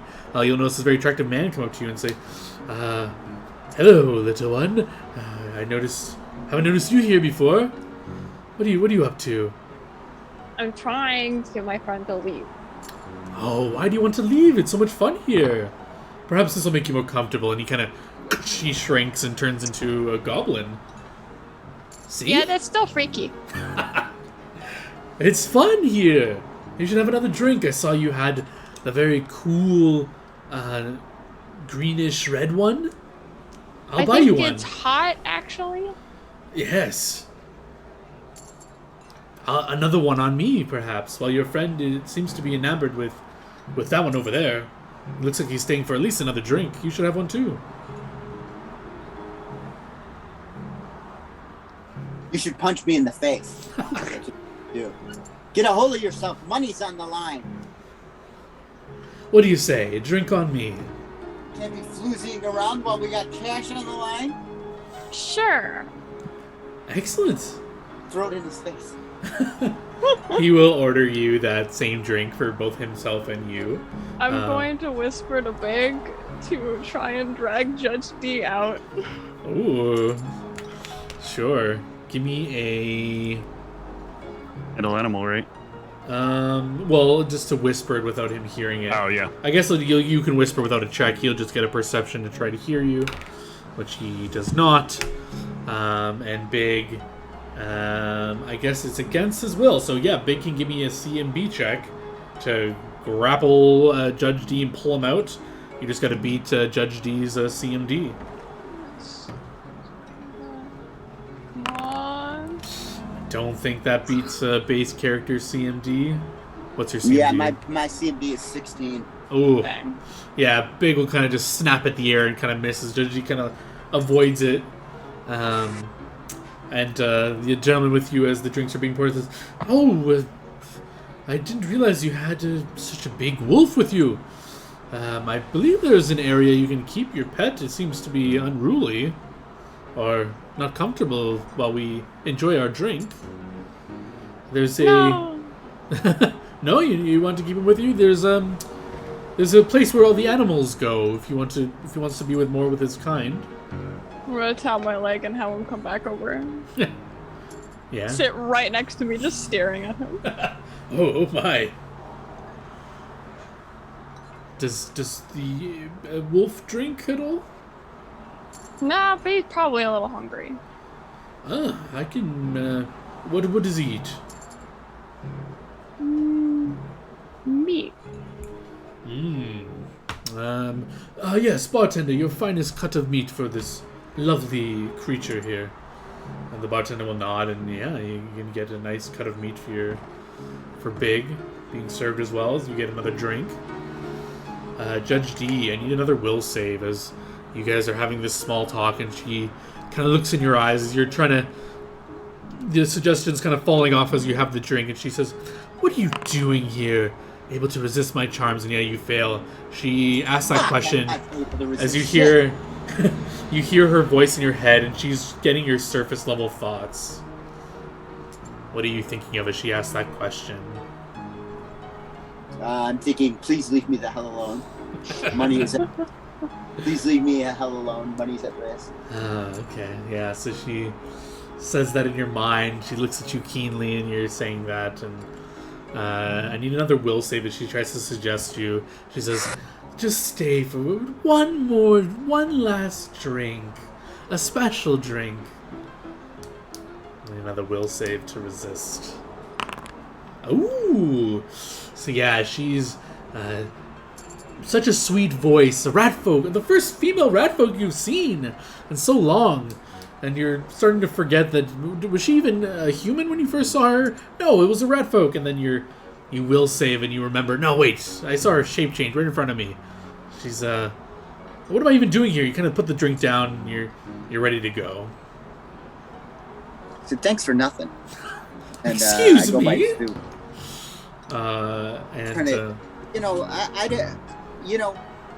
I'd buy you a drink at a better time, but I got actual business. Hey, Stu, we got to go. How rude. Okay.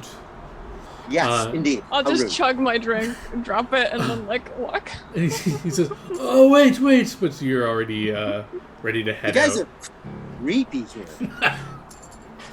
Yeah, you guys can head out of the tavern with your info in fold, and I guess this is where we should end. I would just apologize to Judge Steve for not getting him out sooner. It's all right. I'm a weak-minded fool. I fell for Jedi mind tricks. Big tried his best. I'm just gonna give you guys I'm just some more experience. annoyed with those lousy rolls. Experience split evenly. Boom. You should have got your experience. Oh, it's so close. It's so painfully close. Oh, that's terrible. I'll mull over if perhaps there's any bonus experience, but for now, good job, GG's, and I'll cut the stream there. Thanks for everyone who's watching. Have a good night. Stream